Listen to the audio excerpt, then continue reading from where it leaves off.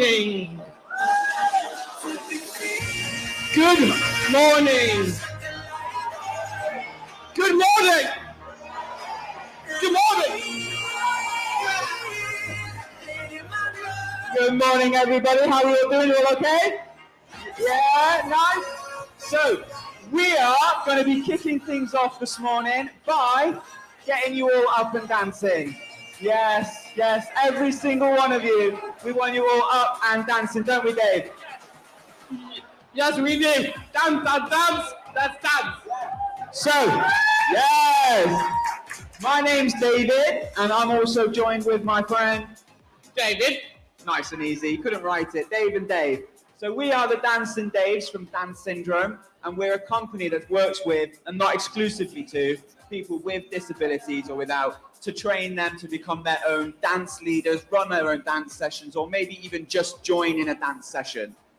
What we love doing is going out to different rooms and getting groups of people who had no idea that they were going to be doing it, up, moving, and dancing today. So what we're going to do is we're going to do 2 mass participation dances this morning, where you're going to, if you want to, you can stay seated, or you can get up and boogie this morning. And then we've got a gorgeous performance from Dave as well today. So I invite you all now, if you would like to stand up or remain seated wherever you feel like you want to. And the main thing this morning, oh, what a great day. Yes, let's get our first track on, please.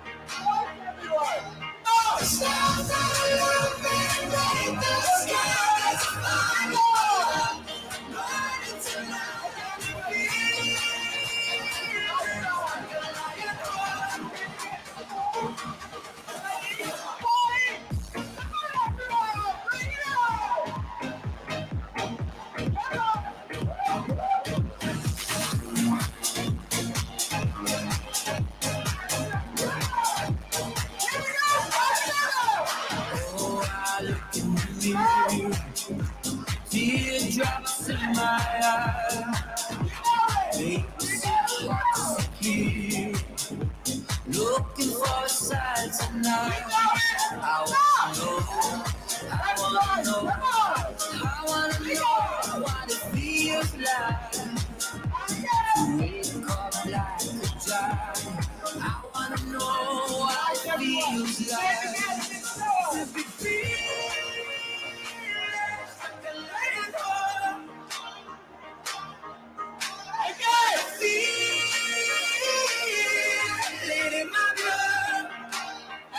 You know what's next? Come on,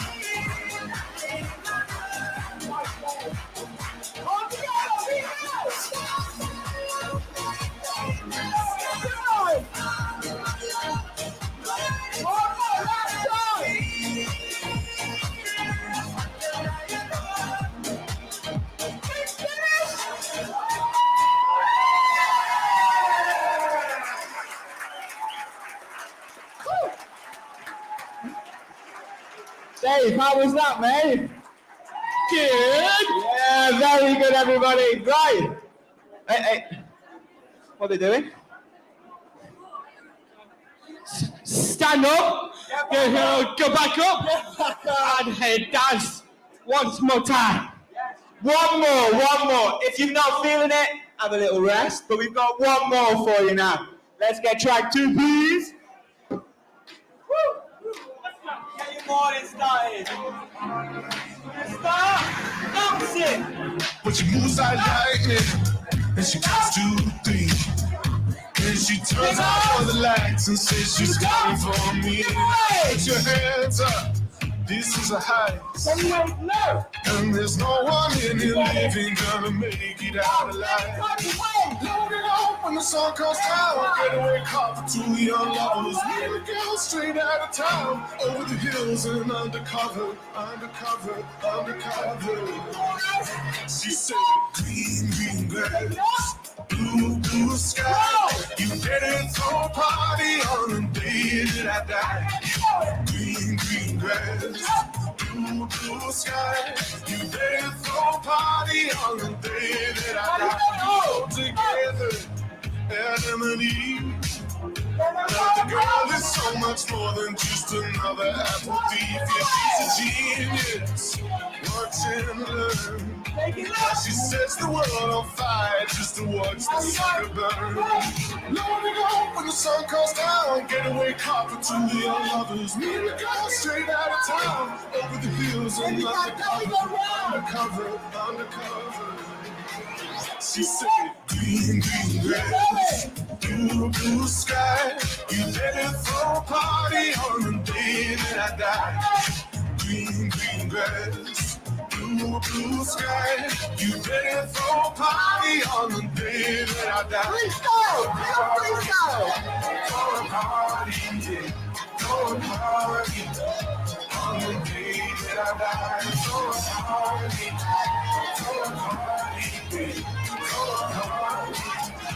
On the day that I die.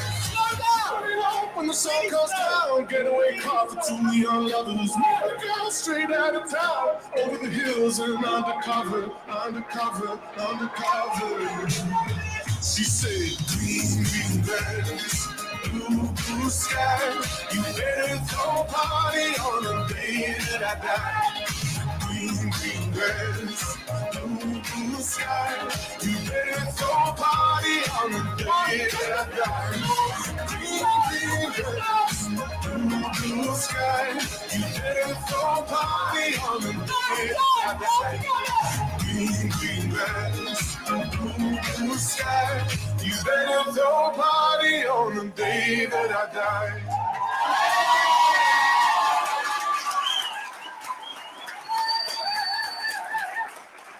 Yeah, man. Fantastic, everybody. Really good. So now you are in for a treat. If you didn't think that was, you're in for something really special now. Mr. Core loves nothing more than performing, going out and sharing his love for dance. He loves choreographing his own stuff, and then we at DanceSyndrome help him and enable him to create the best that he can. So this is a solo that Dave's worked on. It's warm. I just hope you enjoy. Dave, are you ready? Let's go. Take a breath. Here we go. Just move a little bit more forward, mate.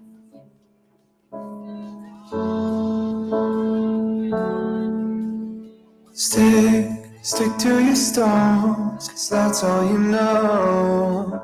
I was caught in the middle.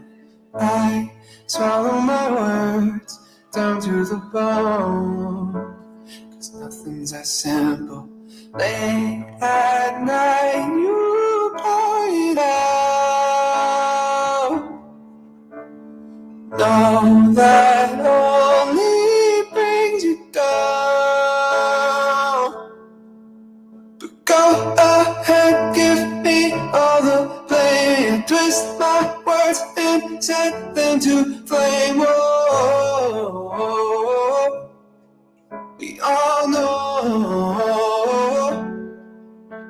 that you'll go tell all of your friends that I'm someone you wish you never met. Whoa, we all know the story never ends.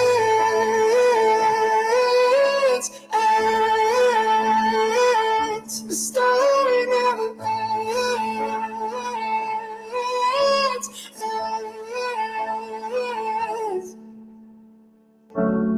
That's who you are. Crash the car, blame the road.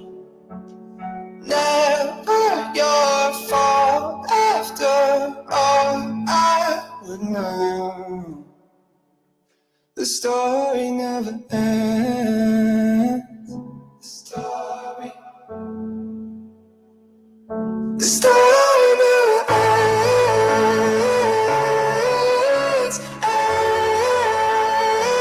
The story never ends.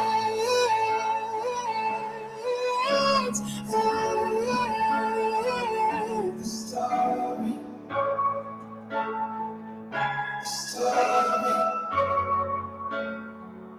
The story. The story.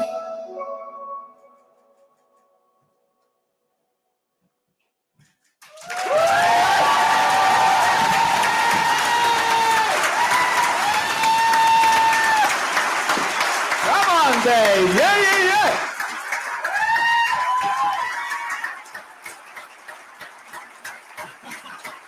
Nice one.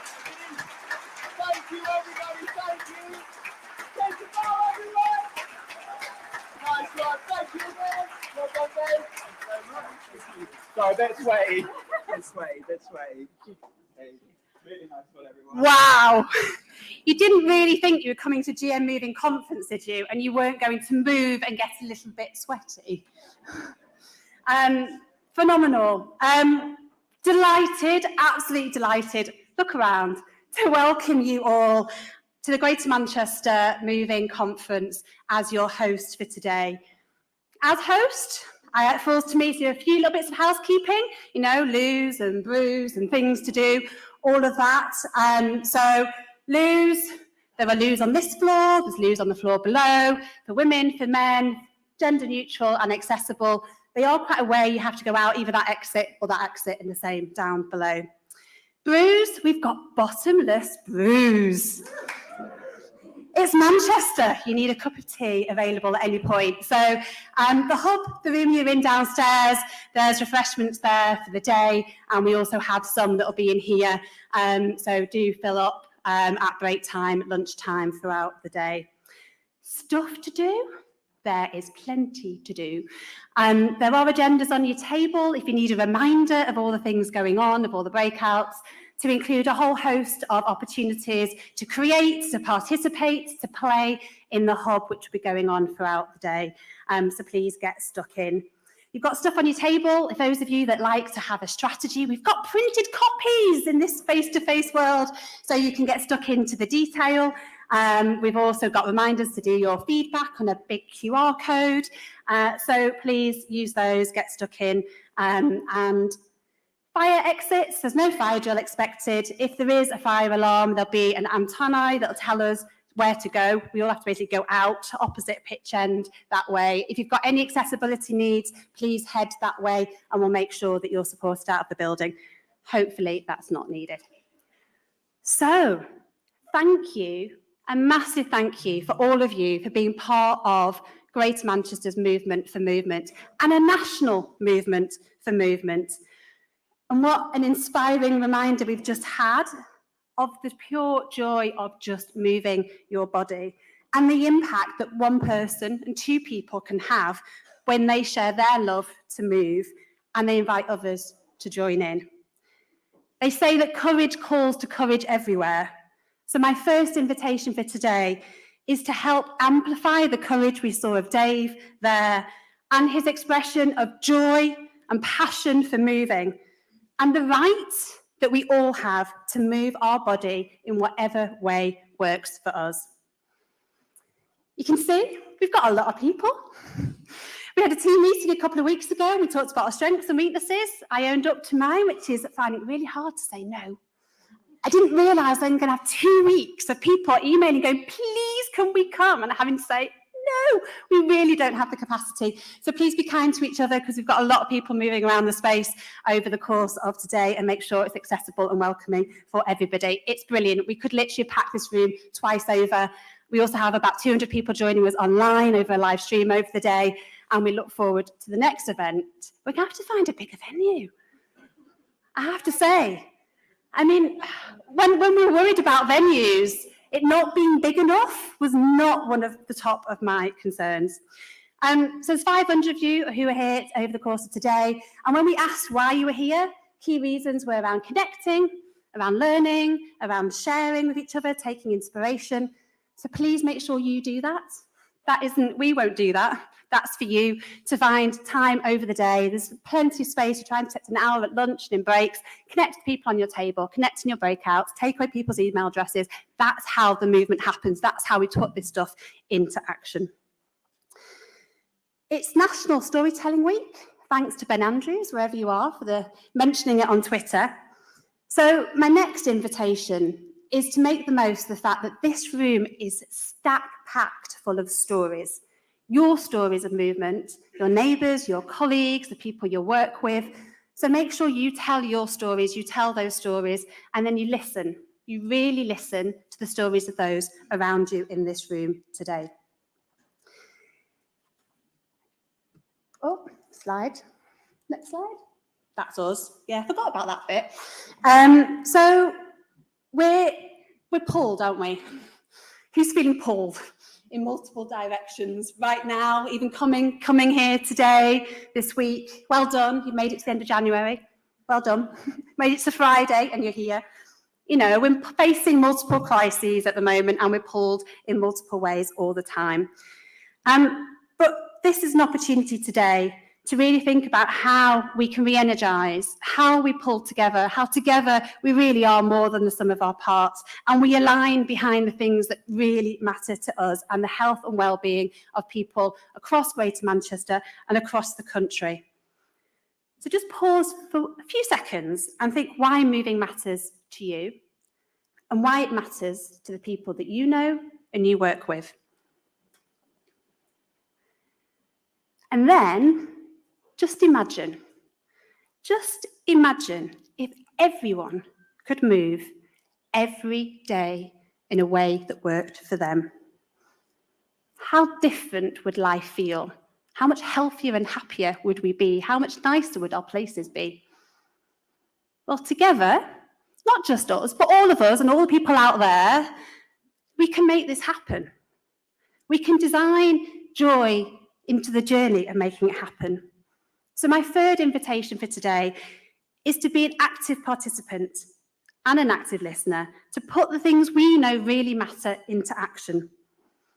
We have some keynote active listeners who are going to help us over the course of the day to really listen in and then to capture that at the end. So I'm delighted we've got Ella as a poet who's somewhere in the room to give us a poetic performance at the end, so make sure you're here at the end. We've got Annie, you'll see at the back, who's a graphic illustrator. We've got Nikki Hawkins, who's a framing expert, and we've got Lisa Dodmain here, who's Exec Director at Sport England.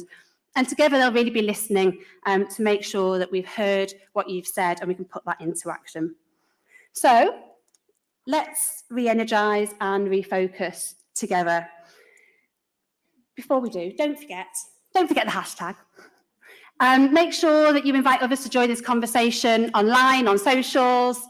Keep tweeting, get out messages, show people that this is a space that is energising and it's relevant for them too. So before I hand over to our first speaker, Cordelle, who's going to help paint the picture of where we are and the challenges we've got to face for Active Lives for All, here's a quick reminder of what this is all about. Do I need to move on? Sorry. Well, kind of quick.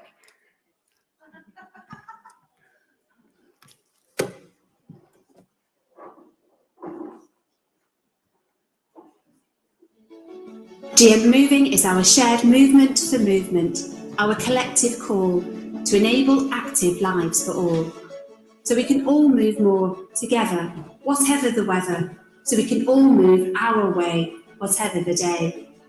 designing moving in to our places and spaces and increasing the smiles and the sweat on our faces, putting the joy back in the journey, encouraging play on the way, making sport more inclusive, removing the barriers, making the facilities fit for purpose for all abilities, ensuring nothing is done about us without us, and helping each other to move more each day. Throw a stick for the dog, try a slow jog, take a walk as you talk, fly a kite, take a hike, ride a bike, scooter or trike, cleaning, gardening, DIY, or find something new and give it a try. Together we can find a way to design moving into everyone's day. So get involved, join in, share your stories on WhatsApp, Facebook, Snapchat, Instagram or Twitter. What's brought you joy? What's made you fitter? A photo, a post, at home, in the park, provides inspiration, creates a ripple and a spark. Write moving into your policy, put it on the agenda. It's your business too, whatever you do. Moving helps us to take notice, to give and to learn. Happier, healthier and more connected. Moving brings more benefits than we ever expected.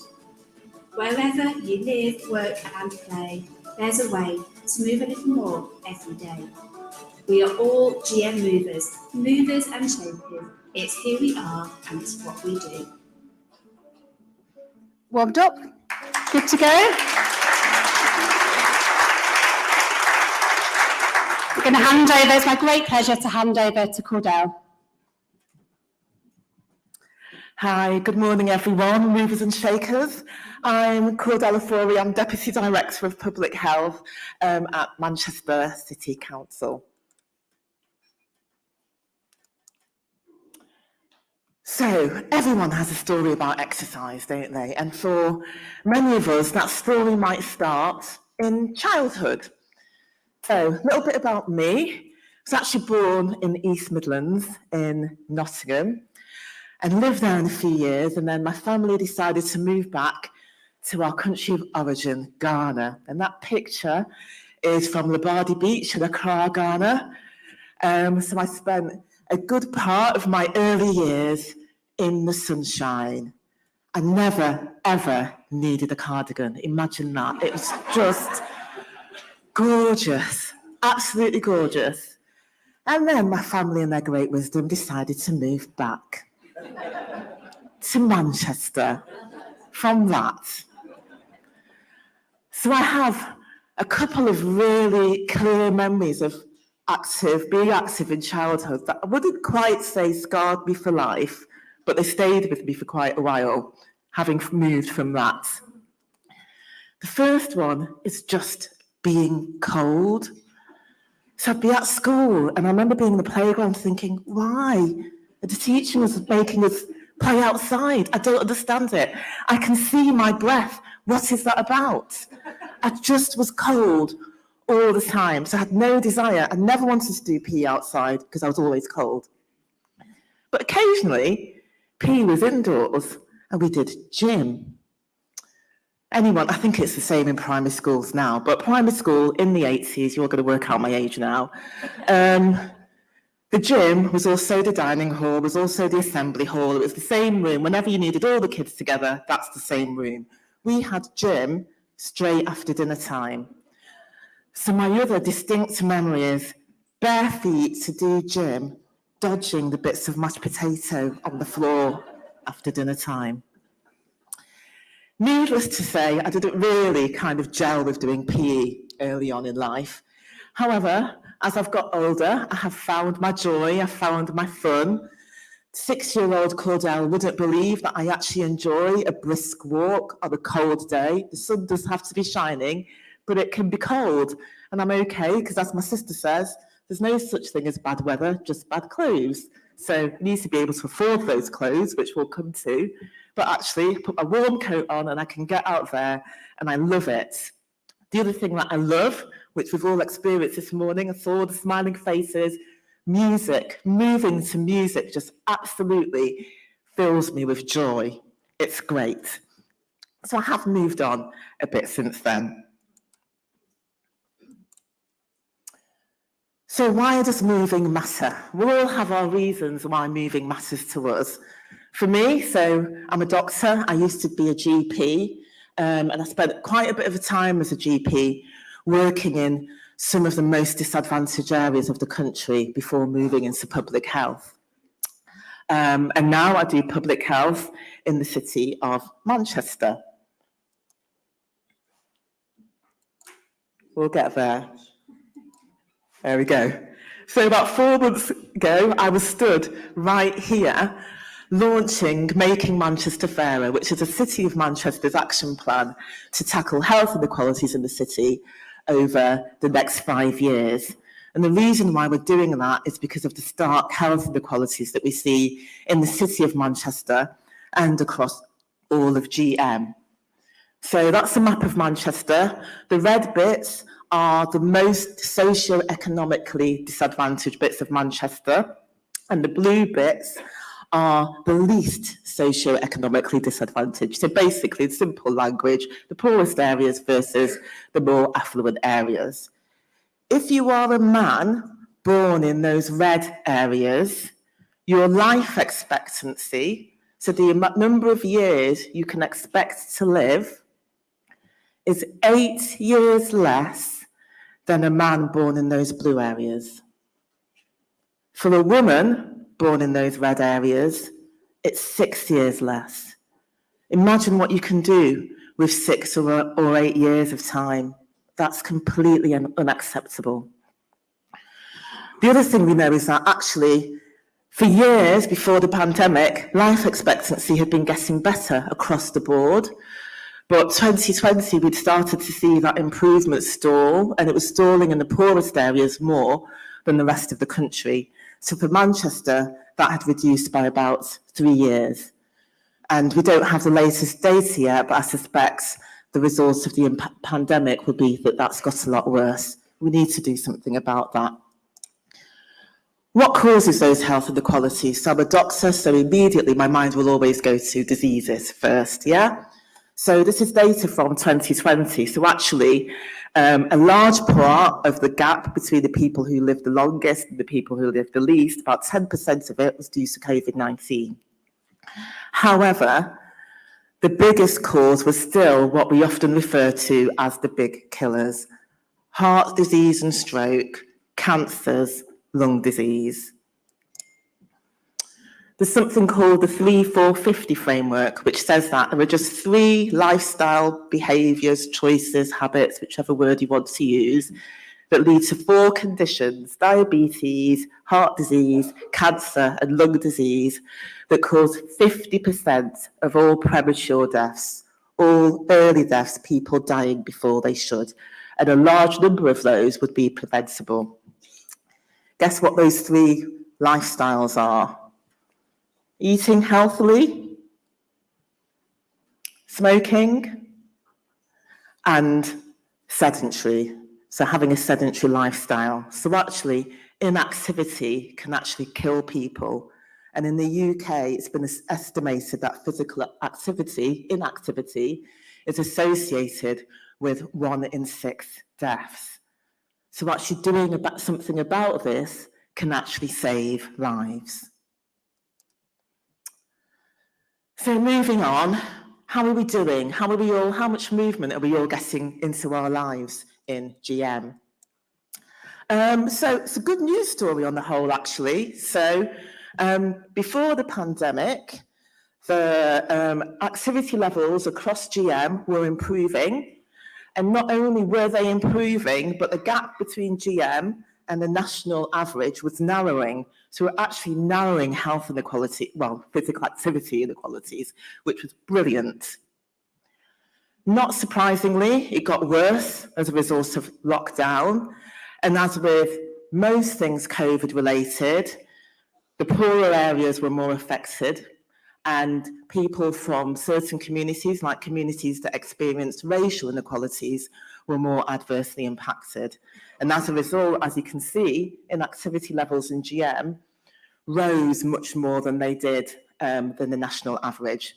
But since then, good news story again. Actually, we're recovering quickly, and we're recovering more quickly than the whole nation is. So Great work, GM, doing really well. Like that. In terms of children and young people, so again, pre-pandemic, it was improving. We weren't narrowing the gap for children and young people, which I think is something we need to kind of make a mental note of in terms of what we're doing for the children and the young people in our city region, but it was improving still during the pandemic, but a dramatic recovery post-pandemic to the point where I've just noticed one line isn't showing on the screen for some reason. There should be a line for England, but anyway, what has happened is actually for the first time, inactivity levels for young people in GM are lower than the inactivity levels for the nation. So we've actually not only closed the gap, it's completely got a lot better. So that's also a really positive news story. So who moves more then? Those are like overall general good news stories, but we know that there are always differences between different groups and different communities. So we know that you're more likely to be physically active if you're a man. Just actually the women are catching up, I just want to point out. You're more likely to be physically active the more socio-economically advantaged you are. So the people in the poorer areas are more likely to be inactive, people who are unemployed, particularly long-term unemployed. The older you get, the less likely you are to be active, and there's a particularly sharp drop once we get to over 75s. And if you are a disabled person or you have a long-term health condition, the likelihood of you being active is significantly less than if you aren't a disabled person and you don't have a long-term health condition. And finally, we also see inequalities for people from different ethnic groups, particularly for Black and South Asian population groups. There is quite a significant difference between them and the white British population. And we know, as with all things COVID, physical activity levels for some groups also dropped more. They have recovered, but particularly for South Asian groups and South Asian women, that recovery has not been as fast as it has been for other groups. That's something we also need to have a think about. Right, so everybody loves a competition. We're GM, 10 boroughs. We need to be a bit competitive, right? So who do you think is in the top 3 for activity in GM? I'm going to have a show of hands. How many of you think it's Bolton? Oh, not many takers for Bolton. Apologies, Bolton. Rochdale. Oh, yeah, taker for Rochdale here. Wigan. A few for Wigan. Oldham. Oldham? Any Oldhams? One over there, thank you. Tameside. Come on, Tameside. Oh, yeah, a few. Manchester. Come on, Manchester. Yes, right. Salford. Any for Salford? Hugh? Yeah, okay. The number of hands going up. Bury. Yes, even some cheers. Bury. Stockport. Woo! Wow. Stockport. Trafford. Right, pretty good show of hands for Trafford. So I can reveal, top of the tree is Trafford. 77.1% of people in Trafford are active. Followed by Stockport at 73.8, followed by Bury at 73.3. At the lower end, in the early 60s, are Bolton, Rochdale and Wigan, right? So a bit of fun, but saying all of that to make a bit of a serious point. So what we should really be asking ourselves is who moves more and why? Oh, wow, that competition has generated some chatter. Aren't we competitive? Was her data right? Really? Honestly? Anyway. Okay. So if we go back to those 3 lifestyle factors that I mentioned at the beginning, actually, we know that it's not that straightforward. And actually, if you've got difficult social circumstances, those conditions that we're all born into, grow, live, work and age, what might be called a lifestyle choice isn't actually a choice. So imagine if you didn't have somewhere to call home. The City of Manchester, 3,543 people are in temporary housing. They don't have somewhere to call their home. Imagine if you were out of work due to ill health. That's 1 in 5 people in Manchester. Imagine if, as a child, when you started school, you didn't quite have the speech and language and social and other skills that you needed when you started school to get the most out of your education, and that impacted you long term. That's 1 in 3 children in Manchester. Imagine if you were living in poverty. That's 42% of children in Manchester. Imagine if the air that you breathe, either outside or inside your home, is damaging your health. And we're all even more acutely aware recently of how indoor air quality can impact your health.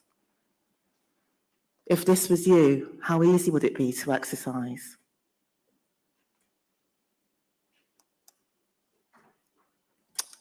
We're all feeling the pinch at the moment, aren't we?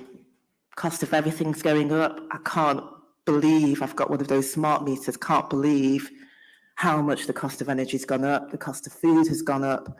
It's hard. But for some people, it's not just a pinch. It's life-changing. Our research and intelligence team at Manchester did some analysis and modelling work last year. And they estimated that 1 in 5 households in Manchester have a discretionary income of £30 a month. Discretionary means you've covered your tax and you've covered your bare essentials in life. You've just got enough to eat, roof over your head, you can warm your house, that's it. It's not coffees or going out for dinner or paying for your children's extracurricular activities or, anything else, enjoying life. Bare essentials, £30 left. They then did some modelling work around the impact of the cost of living going up and took into account the money from government that these families would be eligible for. So they took that extra income from the government into account.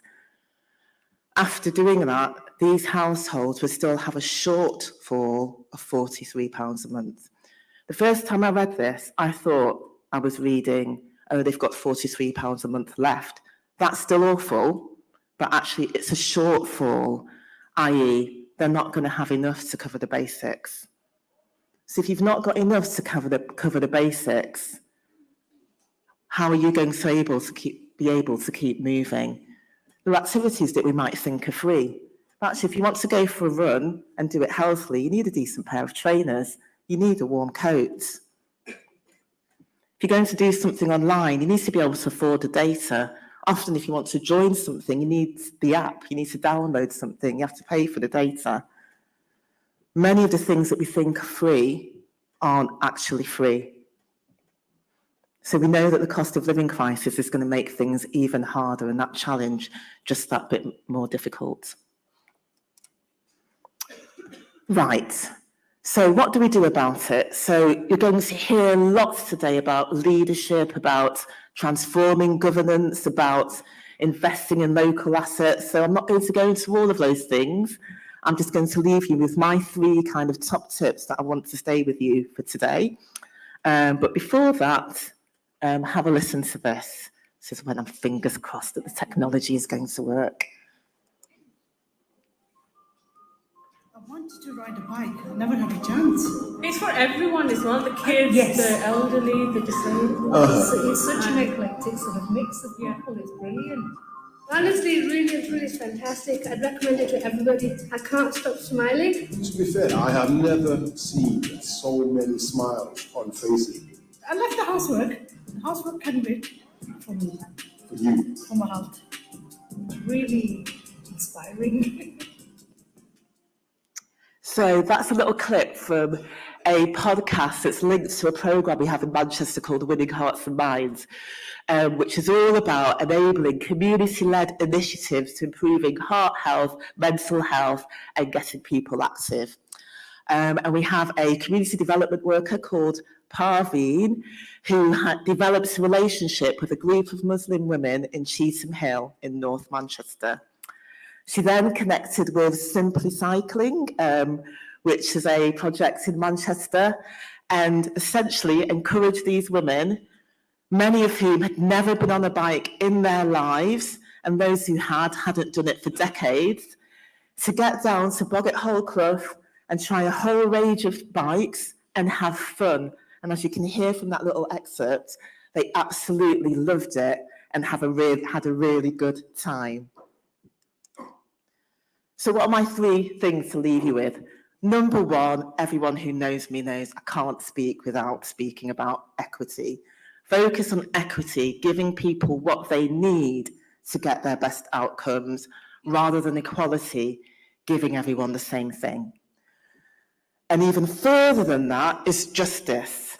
So if you can see on here, equality, this person is facing a bumpy road. I don't know why it's not showing on the screen.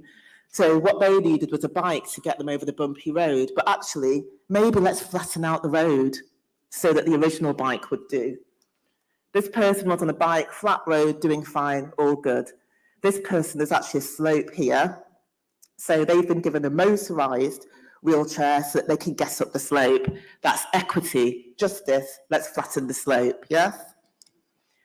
Next, so these are the ways of working from our Winning Hearts and Minds programme, all the learning that we've had from community-led initiatives from the past few years.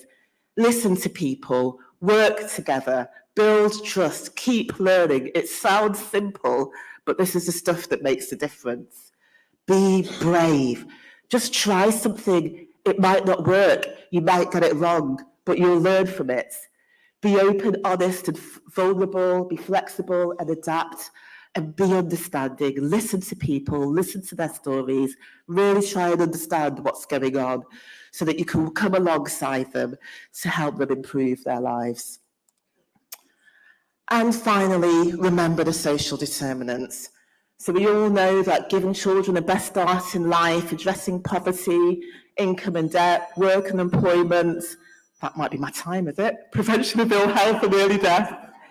Homes and housing, places, transport, addressing climate change, all important. I'd call them maybe the social determinants of physical activity as well as health. But also we need to tackle systemic and structural racism and discrimination. There are so many people that face unacceptable barriers because of their ethnic group, the colour of their skin, or because they have a disability, because of their sexual orientation. We mustn't forget that.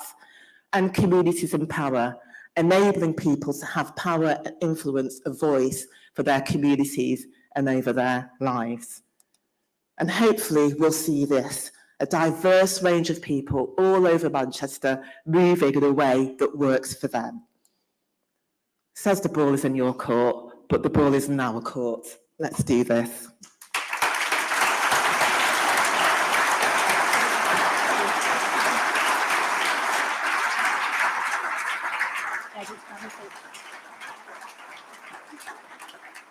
Come on, Daveen and Nazreen, onto the stage. So I think we've got a very clear call to action. Are you all feeling it?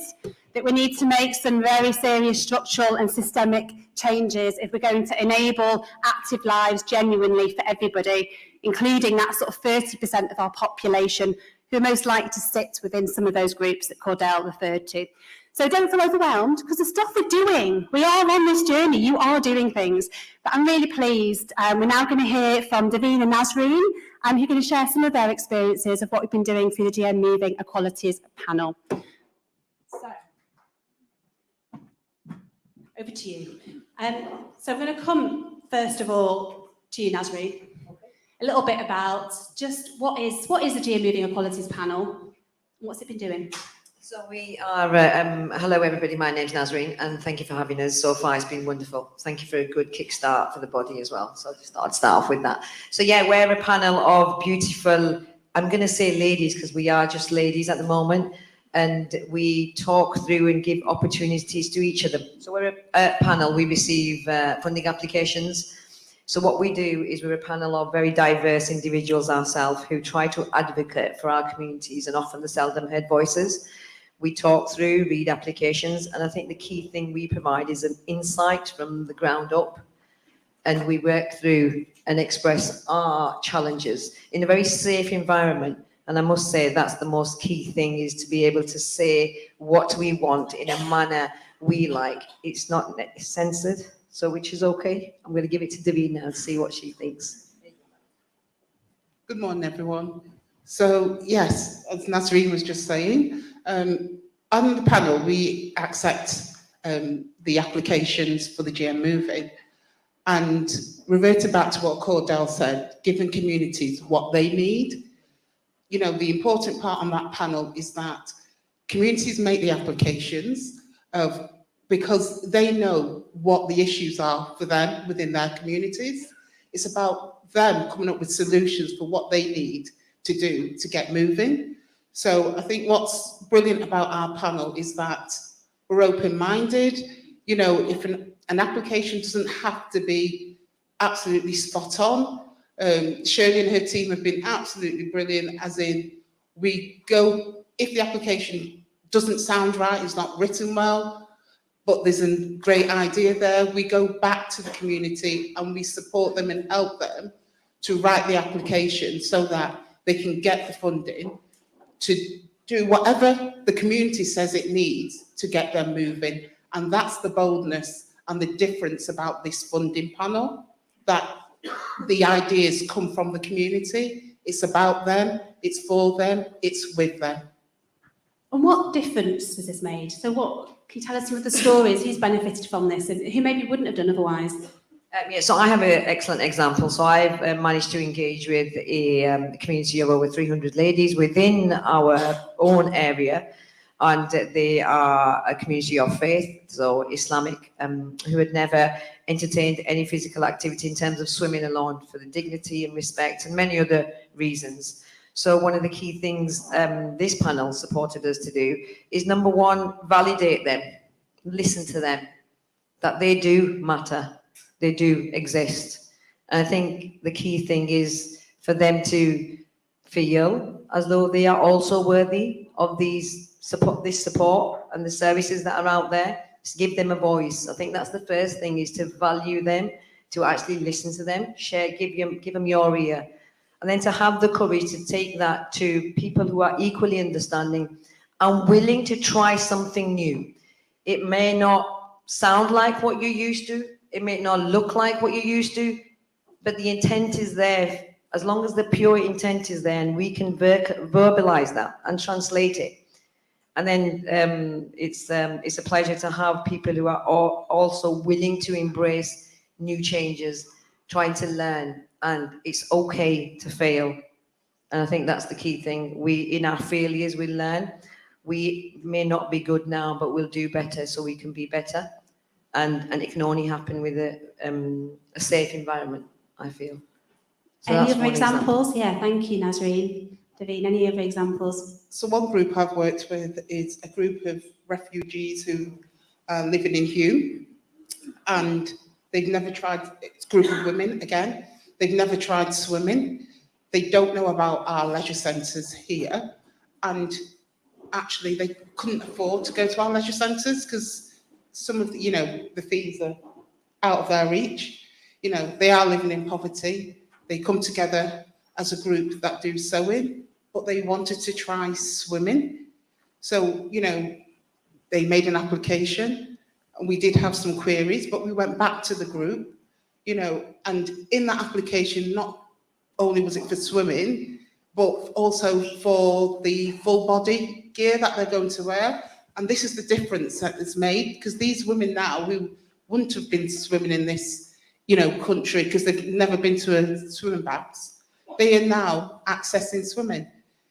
This makes a difference to them, because actually, if you're living in poverty, if your life is quite stressful on a daily basis, for them to be able to come together and, they don't feel isolated because there's a group of them going swimming, not only is it your physical well-being, but it works for your mental well-being as well. So we have to be bold, we have to listen to people, and we have to provide what they need. Thank you. So we're not going to keep doing the same things that haven't worked over and over again. We're doing things differently. It means taking some risks, means being bold, means listening differently. And, you know, grateful because a lot of that funding has come from the Together Fund from Sport England, hasn't it? And it has meant going back to, you know, Sport England and really working with them to say, help us do this in a different way. Let's not just put out applications and then have a lot of people have a bit of a bun fight and then lots of people time wasted. Let's do it differently. So thank you both. Is there a key call to action you would like to make to people in the room? What do we need to do differently? What next? For all commissioners out there, I'd say number one is be bold. If you keep doing the things that you always do, you get the same results. We want different results. The community want different results. You know, listen, go to groups that you know that there are gaps. You know, we all look at data, we can see the gaps. I'm not going to, you know, insult your intelligence.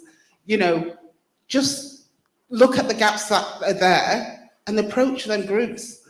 There's always people willing and there's lots of people in need. So just be bold, just say, actually, am I doing the same thing that I always do because it's easier for me? What makes a difference to our communities? What is it that we want them to achieve? Yes, we want equality. Yes, we want even more, we want equity. But you know what? What we want is for people to have happier and, you know, we want them to have a good quality of life. So my number one is be bold and don't do things the same way.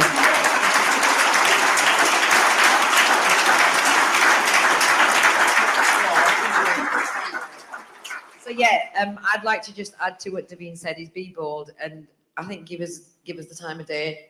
Just listen to us, listen to the people out there, listen to the leaders in the communities who have built relationships at the cost of themselves as well. It's not easy to build a relationship and also to maintain that trust and consistency. We are the people who support, and we are also the people who are going to see them at the petrol station filling the cars up.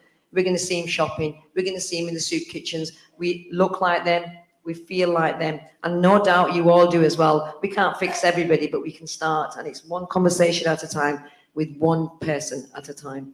I think that's the key thing. Thank you. Thank you. So much. Cordelle, any final kind of call from you, Cordelle, before we move on? I think one thing which you've touched on is just about relationships and just how important and how transforming really good relationships can be. So whether that's you yourself building that relationship with communities or going to the people who have that strong relationship already, that's just so important. So that's the only thing that I would add. Thank you. Big round of applause, please.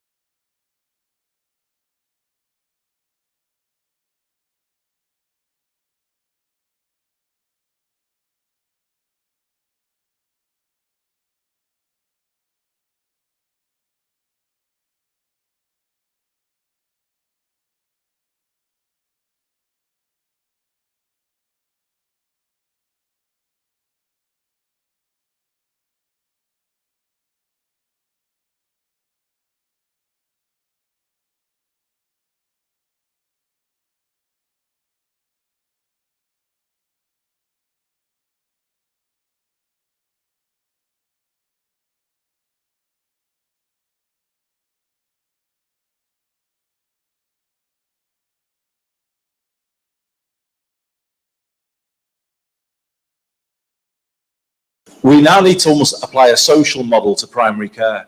You know, our first thought should be social help for people.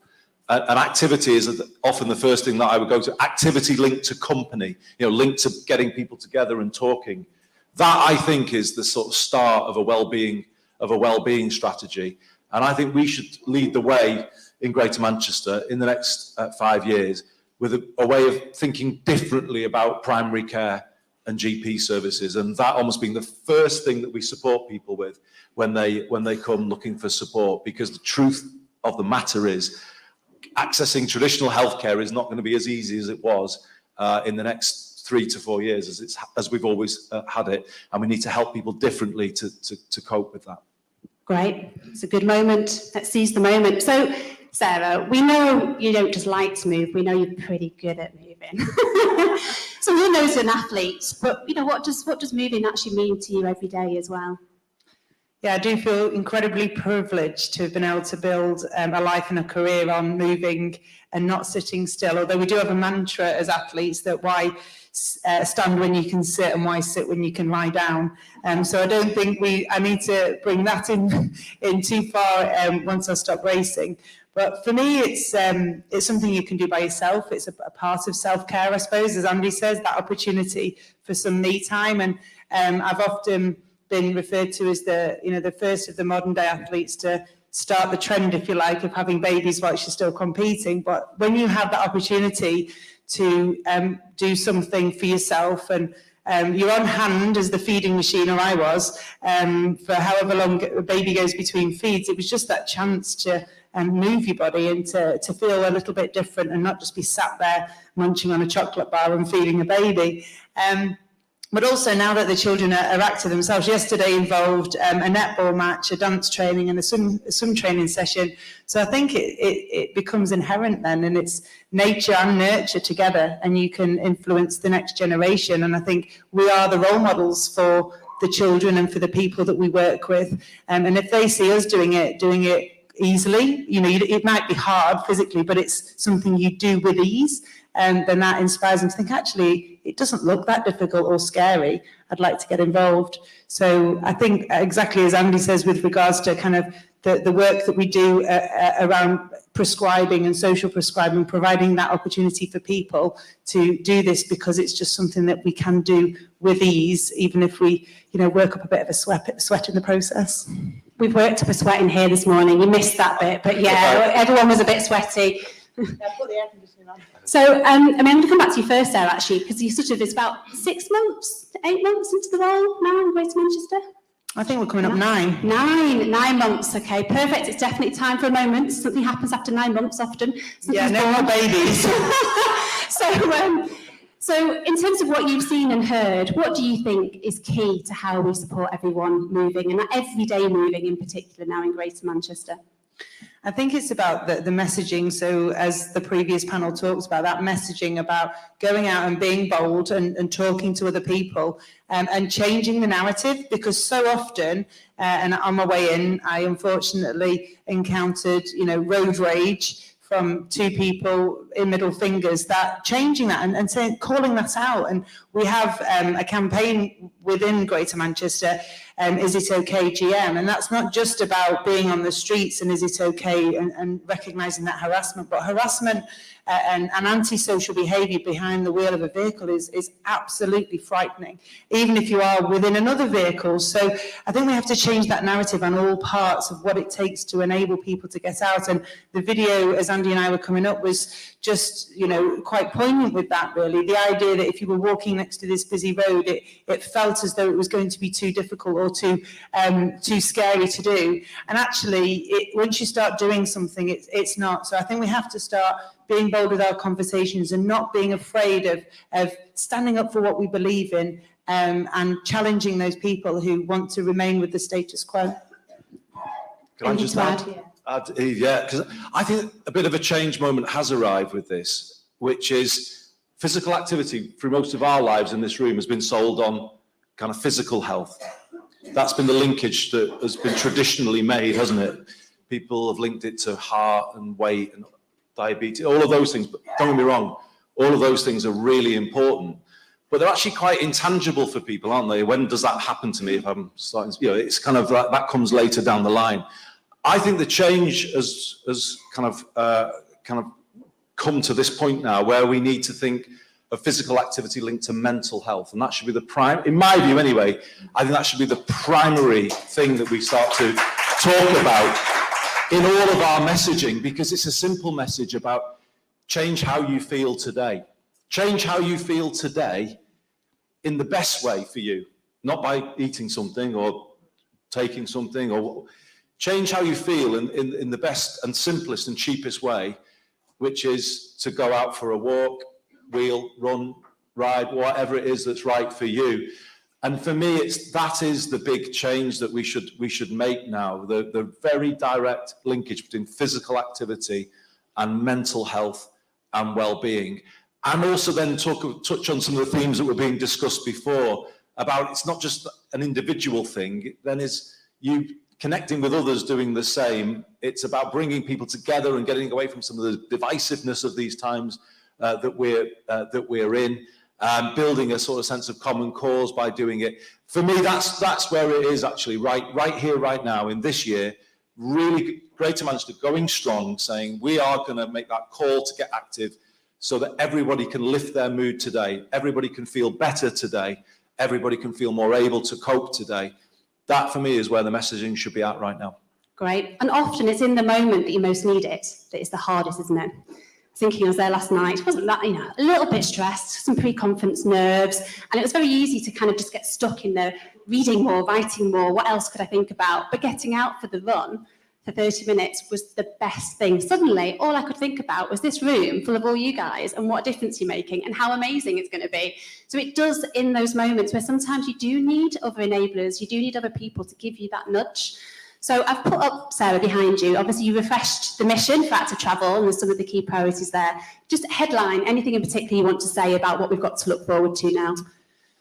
Yep, so we've got the 5 priorities. So these have been underpinned by a culture, a way that we're kind of looking at everything. So the ABCs, accessibility, enabling people's behaviour change. So not telling them what to do, providing them with the opportunity to choose to change their behaviour. That's so crucial, because I think sometimes when we talk about behaviour change, we talk about what we're going to tell you to do, and we need to enable people. And then C, communication. So making sure that communication is transparent, is clear, and it's understood by whichever group we happen to be involved with. So those are the foundations and the culture to lead us to dealing with these 5 priorities for active travel. And I think key for all of those of us that have got school-age children is that home to school travel, so being able to get to school without needing to always jump in a vehicle to do so. And the challenge for the councils across the region is to enable the children who live within 2 kilometres of school to nearly all be able to walk or wheel or cycle. Sarah, have we opened the first school streets now? The first trials are starting, aren't they? Yeah, so school streets are very much within this home to school travel, and this week and next week, 7 in Oldham coming, starting in February. Manchester have got 1 that's open too. They're all in trial phase, and what we're now trying to do is bring them to be permanent with the ANPR cameras, so that we're not reliant on volunteers and people opening and closing gates and things. The London way of doing things, as sadly is sometimes the case, they've led the way. We're going to benefit from that.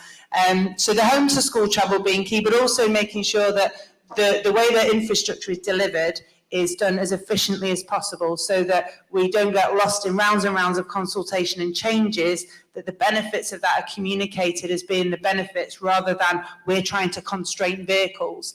Because we're not trying to constrain vehicles, we're just trying to ask everybody to move differently, as Andy said. So we all need to move slightly differently. It might be that the vehicle journey is a fraction longer and a slightly different route. It will always be possible. So often our media turn that on its head and tell us that the route is blocked and the road is closed. And that's not the case. It's just that we're going to all move a little bit differently. And I think one of the biggest ones, and obviously working with Ben and Everett, the Transport Commissioner, integrating it for slightly longer journeys that incorporate public transport, and enabling people to feel safer through the road danger reduction plan. And then, as we've seen over the past few months, after a year or so, we've now got about 1,000 rides a day on our cycle hire scheme. So the B-bike's going incredibly well, and trying to roll that out across the region as well. Brilliant, thank you. It definitely feels like a re-energising and a refocusing. It's brilliant, and I've got a school street on my road now, and another one we're supporting in Chorlton, and just seeing all those smiles on the way to school, it's so different, and it is a real catalyst for change. But we know not everybody yet can get out of the car. So B Network, did you want to add anything else, Andy, on the B Network? Yeah, I will if I can, just because it's the biggest opportunity we'll ever get to encourage people to think differently about how they move around the city region. I just need to say, Sarah's done an absolutely brilliant job, and you talked about refreshing the mission, Sarah. I think you've really done that. So we're in a good place, but the opportunity now is getting quite close, and that is a public transport system that will enable people to change the way they move about day to day. The truth of the matter is, for the last 3 decades at least, the car has often been the best option for people because of the cost of public transport. The lack of integration between public transport means it's expensive to use buses and trams, and it's often easier to use the car. And we've kind of been in that kind of culture for a long time. However, the B Network starts to become a reality from September. That's as buses go back under public control, where we will control the prices, we will control, or you will, we will, the people will control the bus system finally. So, we will shape it to work for us rather than work for the companies. And eventually, when we go right around the city region, on the 5th of January 2025, that is when the B Network goes live, if you like, over bus, bike and tram. And the reason why I just wanted to mention it, Eve, is this is the opportunity to persuade people to think differently about daily movement. And we're developing a B Network app at the moment, which is going to be about putting your postcode of origin in and postcode of destination. And then you'll hopefully get given a journey that will have, bus to here, walk for this, tram to there, if you get me. And that's what we're trying to do, to give people a completely different option, because there'll be a cap over what people can spend. So, the cost of it will be controlled. And it's it's the biggest opportunity, I think, that's in front of us. And as you can see, the infrastructure that we've been building is slowly coming through, the segregated, safer infrastructure. There will be people, Sarah, won't there, who say, no, we don't want this, we don't want the cycle lanes, we don't want the school streets, and we don't want to get out of our car. But I think what we've got to do is kind of really take those arguments head on. When people have, the problem in the past has been people haven't had the alternative, and we've said to them, make a change. But we're getting close now to having a genuine alternative that will save people money, that will improve their health. And then this movement for movement really needs to get in behind that, and if you can, win the argument for us. I also need you to get my fare box up as well, because we need to keep the fares low. The more people that use public transport, the lower the fares can stay. So it's kind of it's a bit of a mission for the city region now, where GM Moving comes to the heart of that kind of revolution, really, in terms of the way people move around. And I just wanted to finish on that, Eve, because it's the biggest opportunity Greater Manchester will get in our lifetimes to make a big, drastic change in the way we all move, the way our communities look and feel. And then, therefore, that benefits to our residents of that. And we together must, that's my call to action today, we must make the most of it. We must get everything we can get out of this for the health and well-being of our residents.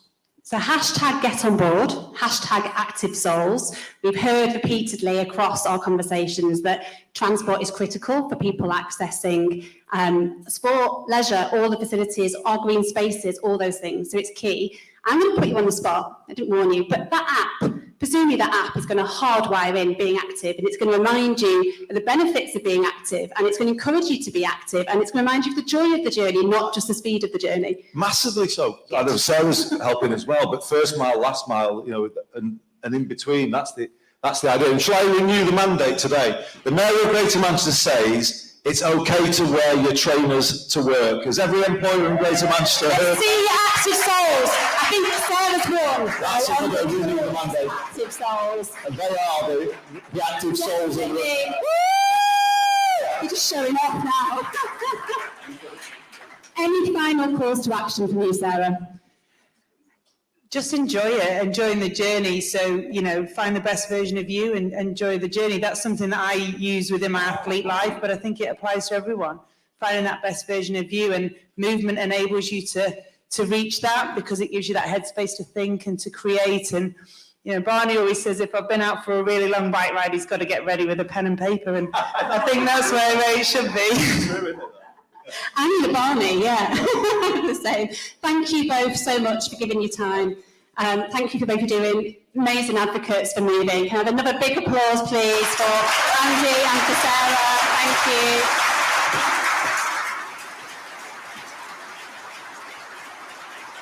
This is where we go. Strutting our stuff to fill our lungs, clear our heads, or just get home and back in our beds. A good stroll's good for your northern soul. We all know it, even if other places don't get it. You see, round here, we just get out and walk. So let's do it more from now on. Whenever, wherever. Find your way and see where it takes you. So just step ahead, stretch your legs, stride on, because that's the Greater Manchester way. Find local walking groups, routes and inspiration at gmwalking.co.uk.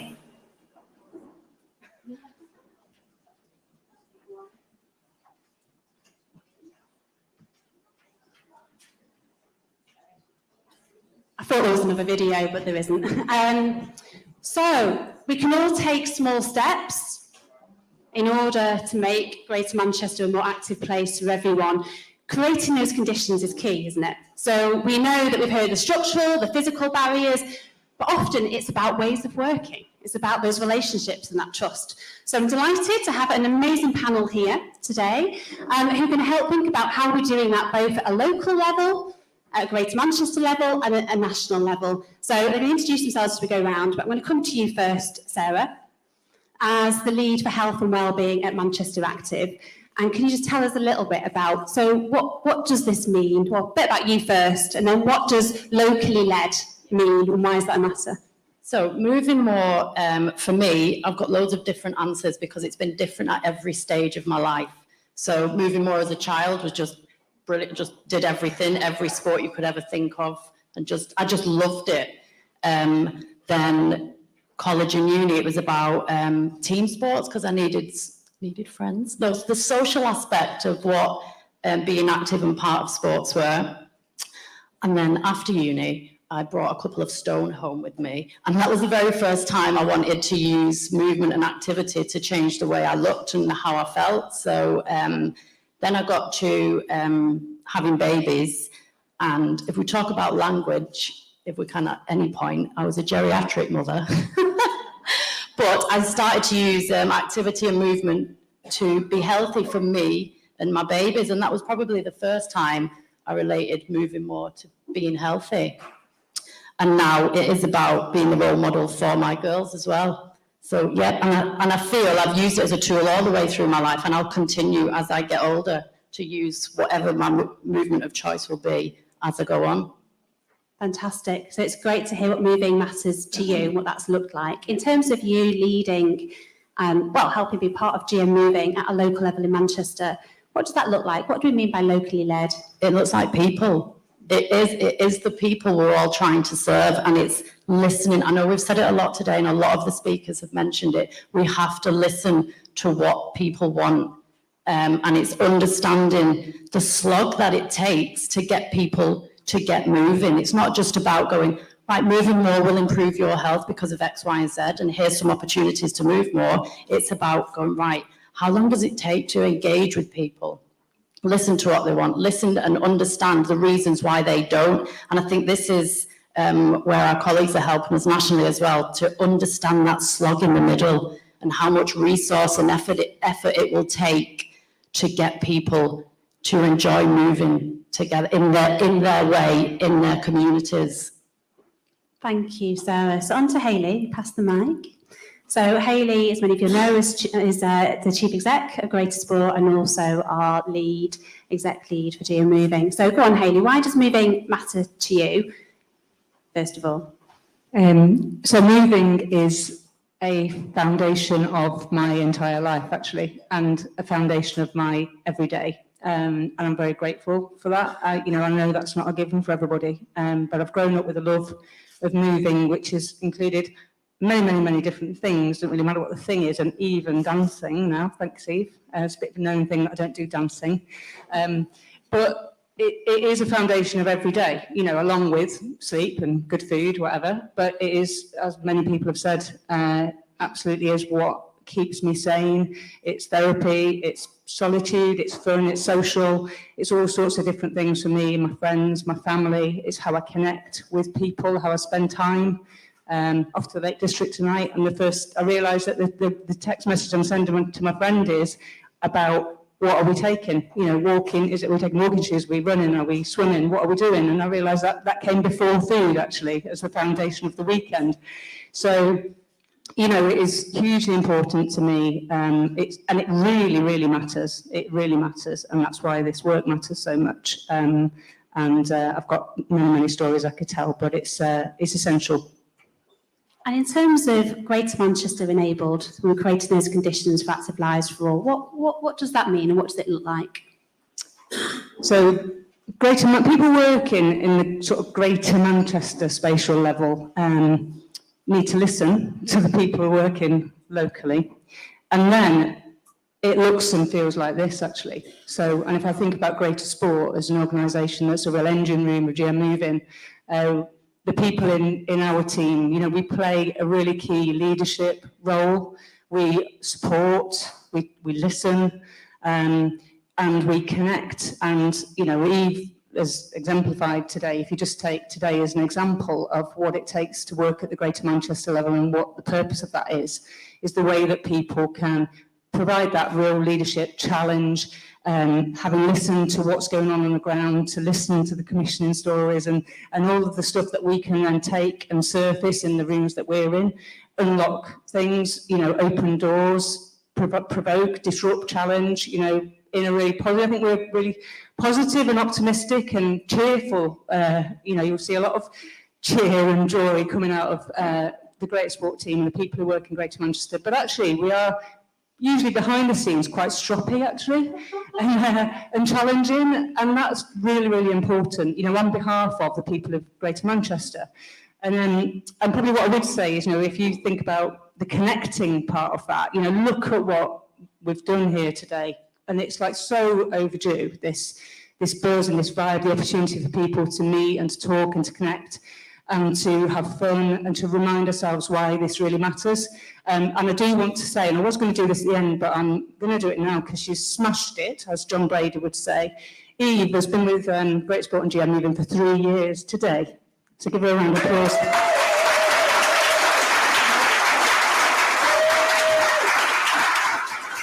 And so I want to say, on behalf of everyone in Greater Manchester and the GreaterSport team, congratulations. It's been a pretty challenging 3 years, and it's becoming more and more joyful by the day.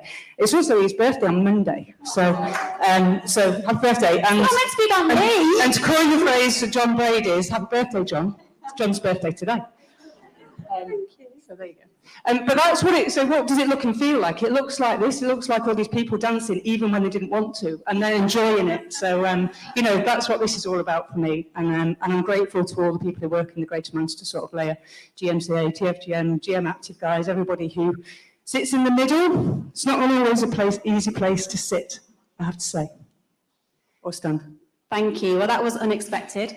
And it might be great if there's a bottle here at the end. Stay till 4 and you can share.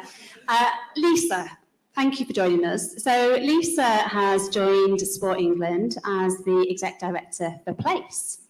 So your role is key to how we think about nationally what we support those conditions. So come on, first of all, why does moving matter to you? I want to hear a bit about you. And then what does that look like nationally? Okay, thank you for having me. What does moving mean to me? I grew up in a lovely little village in the amazing county called Yorkshire. I'll run before you all try and lynch me. But I was really lucky that my mum and dad understood and appreciated how important it was to either play sport or be active. So I had the only dad who stood at the side of a hockey pitch, watching me play hockey, and he knew the rules of hockey. Nobody else did. He was the one who I decided to do hurdles, a bit crazy given how small I am, but decided to do hurdles. So he actually built me a hurdle in the back garden made out of wood so I could practice, so I could be the best me I could be. And I recognise that actually not everybody has that opportunity. So when I say I was lucky, we shouldn't feel lucky about having the opportunity to move. It should just be part of our DNA. And if I think we're going to have one win out of all of this, it is just what we do. We don't think about it. As Hayley said, it's about, you don't think to eat. You don't think to get dressed. You just do it.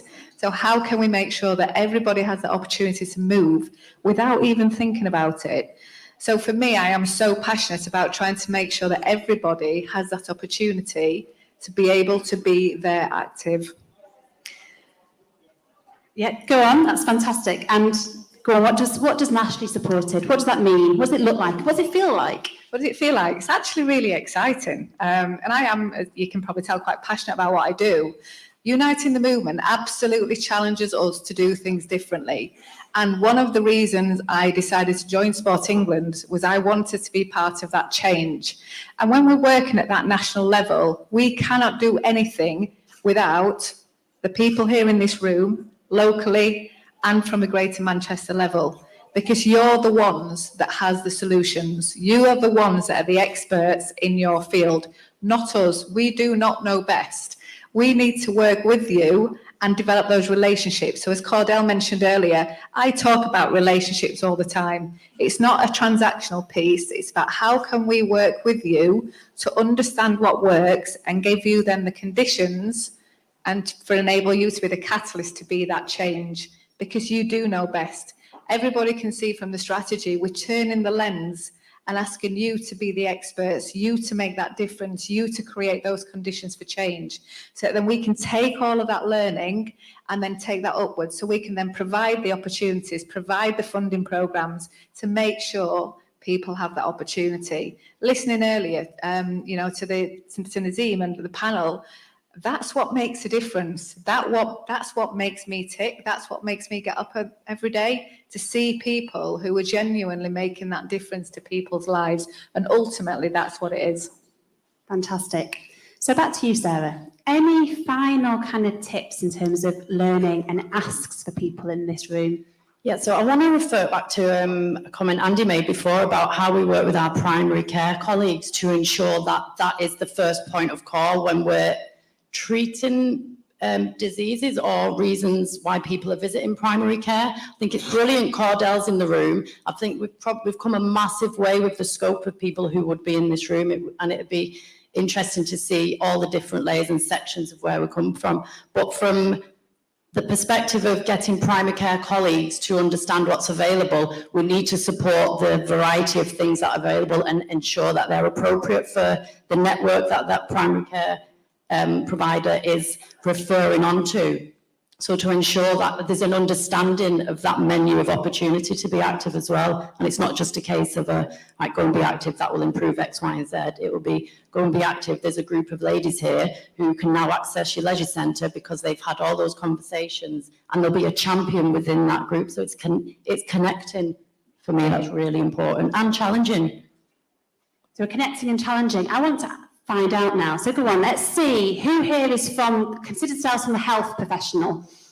Anyone? Hands up. Who's part of health? In some way, public health, population health, NHS in any way, primary health. Got quite a few hands in the air. Who's here? Who considers themselves part of kind of planning or the built environment? Oh, got a few. Yeah, at that end. You're gathered, clustered together. Who here has physical activity in some way embedded in your lanyard and your job role? And sport, who specifically is focused on what they would say is more like sport? Fantastic. And leisure? So we've got a good mix across the piece. Who are we missing? Go on, shout it out. Community radio. Who here is in community radio? Woo! We need our amplifiers who help spread these messages. And who's here because they love helping others move in the community? We'll probably all do that. Probably everybody's probably got a hand up to do that. Our neighbours. Fantastic, thank you. So yeah, we're seeing that diversity really shift in terms of across all sectors. Thanks, Sarah. So Hayley, any final kind of top learnings and asks for the room? Well, I have to reflect actually on that point, which is, you know, and I think, and I have been thinking back to conferences of days gone by, you know, at the first conference we did around GM moving and how much, well, bigger one, we could fill the room 20 times over, it would seem, how much the movement has grown, how, when I look around this room, the diversity of people and roles and sectors has grown, and then, you know, just the depth, and this takes to the kind of where next, the depth and honesty of the conversations that we're having on these platforms now is significantly different to where it was, you know, 6 years ago. And that's where next, really. I think the really important thing, and it's been screamed out from everybody so far today and continue through the day, is there is now some amazing work going on to really focus on tackling those inequalities and the gaps that we have in that active lives data, right across the GM moving strategy, right across, you know, stitched into everybody's work. It's, you know, it's front and centre of mind all the time, and that takes a lot of courage because none of us really feel like we know the answers to some of the questions that we're facing, but we have got better at acknowledging that and making that tension and that discomfort more explicit, and then that makes it okay to not know and to explore. And like other people have said, actually the solutions are in the communities if we listen hard enough and deep enough.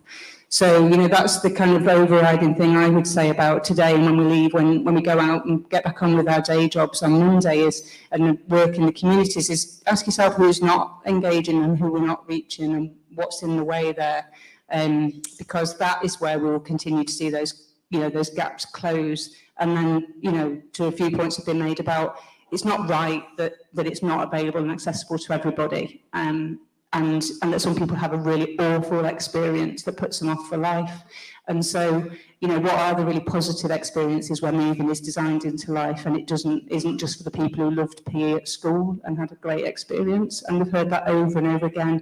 And I've got to give a plug to, you know, some of the people who've been working on some of the networks that we're creating around the LGBTQ plus network, the Commitment to Inclusion of Disabled People network, the Equalities Panel guys who were here earlier, because that is shifting, you know, the voices, shifting the conversation on massively, and those networks that I've just mentioned there, you know, are open for people to join in with, and they're really diverse in their thinking and challenging and honest, and that's what we need more of. So yeah, so enjoy the rest of the day and yeah, put your minds there. Great. So honesty, challenge, courage, we're all going to go there. Yeah, commitment from everybody. Lisa, so what are any final thoughts on key learnings and asks to the room? How many times have we heard the word health today? And why is it still not hard? Why is physical activity still not hardwired into the health system? We all get the benefits. We all know it works. It is the magic pill. So my real call to action is start to think about how you can do that in your own little way. We need to make sure that physical activity is hardwired, not just into the health system, but into our transport system and everything else that we do, because it is absolutely the only way that we will affect change. And it's the only way we will shift those stubborn inequalities that we all talk about. So health, for me, that is the big thing and that big call to action. And it's great that Cordelle's here today. She gets it. How do we make sure all the other Cordelles in the country get it as much and make it such a difference? Thank you very much. A big round of applause, please.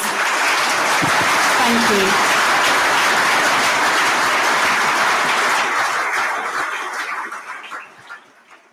So you've been sat static for far too long. I'm not going to get you to dance again, but we are going to now get up and move and be active. So We have, here you can see 5 different breakouts that are going to take place now. There is about 10 minutes for you to grab a brew, work out where you need to be, have a quick hello to people, and go to your breakout. Just before you all stand up, just because directly after that, so you've got about an hour in breakouts, then it's straight to lunch. I would encourage you to get outside, get some oxygen, refresh, recharge, ready for the afternoon, have a stretch, and then you're straight into breakouts. So you need to take your own responsibility to make sure that at 1:30 you get to where you need to for your breakout session from 1:30 to 2:30.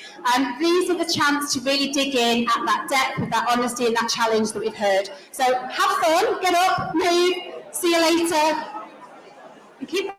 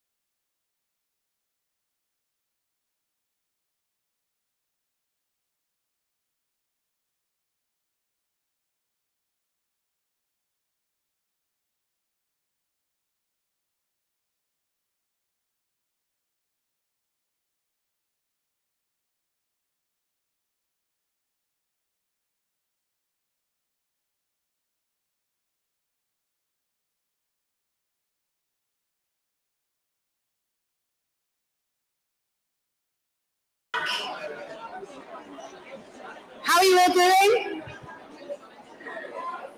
See the conversations continuing, which is great. So welcome in, everybody. Go on, how are you feeling? Who's feeling bold? Who's still feeling energised? Who is feeling that strong call to action that we had this morning? Who's still holding that? Excellent.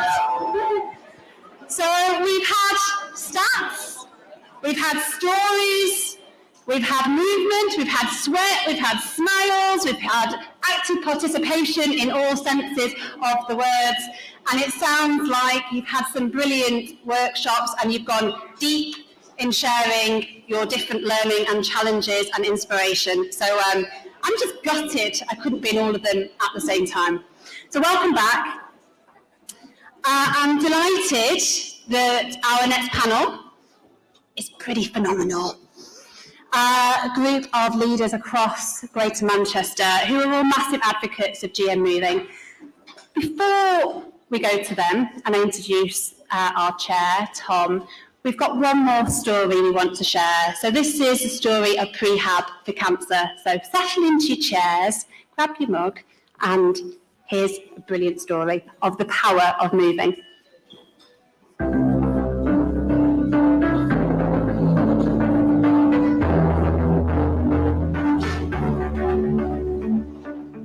Rehabilitation is the pre-operative optimization of patients, and i.e. getting the patients ready and as fit as they can for their surgery, and that's in the form of nutrition, psychological support and exercise.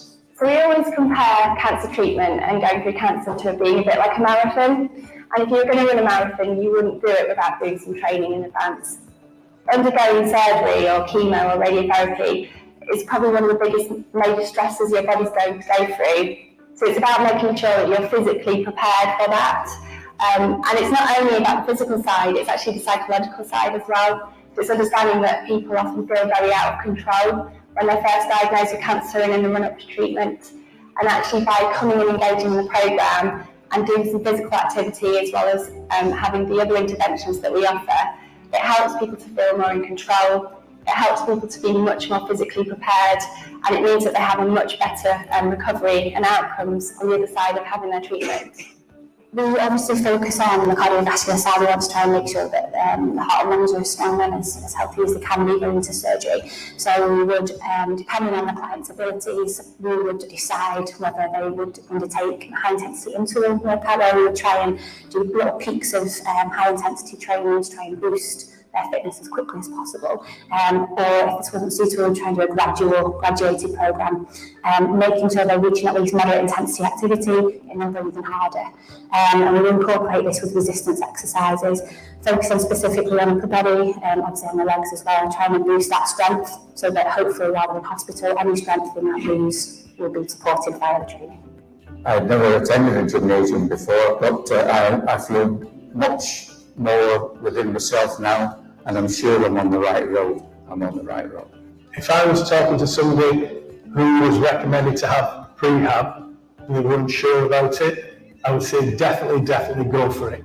Definitely. Because it sets you up physically as well as mentally, and it does, you get a kind of well-being, there's a feeling of well-being as well, and you're just ready for it.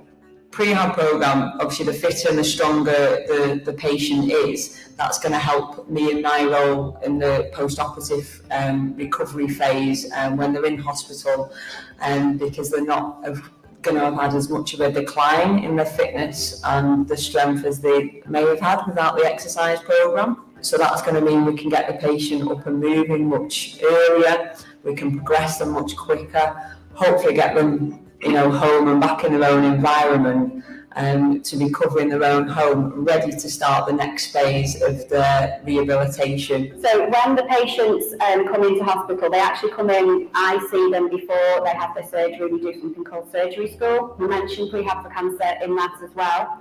Quite often some of the patients will have actually had their initial assessments, and that can be quite useful because if there are other patients that were undecided, there will be other patients there that can have that conversation. Afterwards, you can definitely tell the patients that are going through the programme, they're keen to get up and going, and they ask me when they're going home, when they can go back to the gym, which they can't do just at the time, but they're keen, and I think that's a really good sign. It makes you feel good in yourself for a start, and at the back of your mind you've got this feeling that anything you do has got to be helpful for enhancing your recovery, and that's got to be a good thing.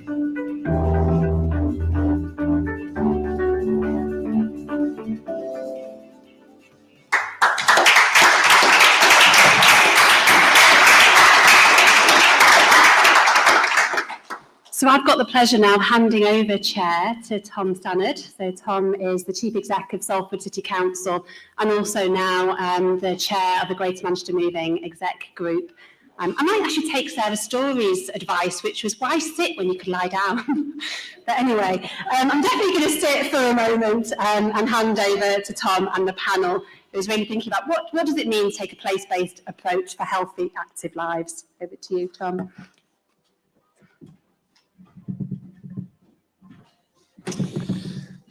Eve, thank you. I do want to start just by saying a massive thank you to you and to Hayley and the whole of the GM Moving team, really. I think I'm kind of blessed by standing on the shoulders of giants, having taken over this role through, I think, what's fair to describe as a selection process amongst the 10 chief executives of Greater Manchester. If you want some insight into the smoke-filled rooms that we make our decisions in, the story goes that Steve decided he was moving on. I had been kind of amateurishly trailing him around Greater Manchester on a bike and wishing to aspire to his great achievements. Eamon Boylan said, Steve's leaving, and somebody else who likes riding bikes ought to take this job on with Hayley.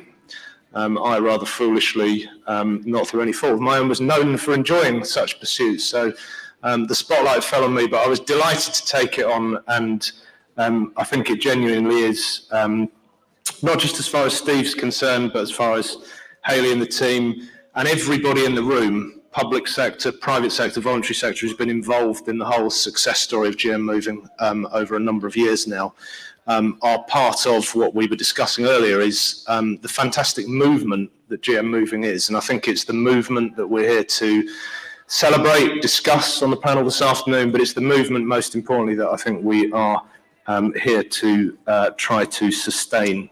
And the sustainability of that is at a perilous moment, you might say, for all of our organisations. We've all got our own stories we can share of the challenges that our organisations, our parts of the business are facing, the financial abyss we're staring into, the difficulties with government making us compete for tiny pots of money and over-regulating what we do with them, the supposed ethos of levelling up in an era when we know moving has been designed out of our lives, but designed out of our lives on a very inequitable and unequal footing. And I think the sense that GM Moving can be, without calling it in any way a levelling up movement, it can be and has been, I think, for GM, a great leveller, really. It's a democratic movement.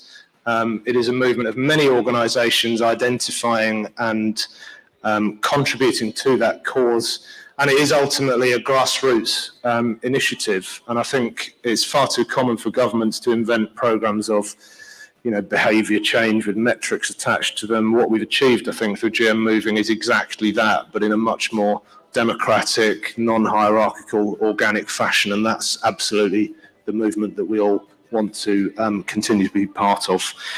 For my sins, I am a great fan of moving, full stop. I'm embarrassed to say that I think, I'm actually embarrassed with two of us, which is Liz and I. We, I think, are the only ones on your panel of esteemed leaders today not wearing trainers. Hayley did put in my briefing note that I was supposed to wear trainers today. I do.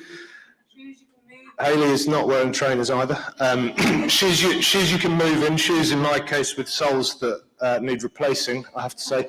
But I am a fan of shoes with soles that have very limited flexibility, which are the ones I wear when I'm following Steve Pleasant around the Tour de Manche. I'm also a fan of various pairs of trainers, and although I'm not here, genuinely not here to do product placement for trainers manufacturers who are based in Cumbria, Those of you who would like to have a look at I can't resist these opportunities to advertise the fact, but if you're after followers on Strava, it's always a good way to kind of promote yourself in this respect. You'll see my retired trainers list on Strava, which is, genuinely the fact that I do enjoy most of my week not wearing a suit, and actually, football gags aside, because we shouldn't make them in these hallowed turfs, I am a Blues fan. Not the Blues from Manchester, I'll leave you to guess at that. Although I do live fairly close by in Ancoats, and I often run past the Etihad, which for me is the best reason possible to speed up, I have to say. Anyway, on to more serious matters. I'm delighted to be joined by a panel of genuinely not just esteemed experts this afternoon, but people who are committed to the cause. People who are here because they want to be part of the movement with us. People are here, I think, because they want to help to extend the movement. I'll briefly introduce them, and then what I'm going to do is just pose a couple of questions. We'll see where the conversation goes from there. It probably won't cover all of the territory that is in my absurdly Financial Times-sized A3 script that occurred when my LaserJet printer skills went wrong this morning.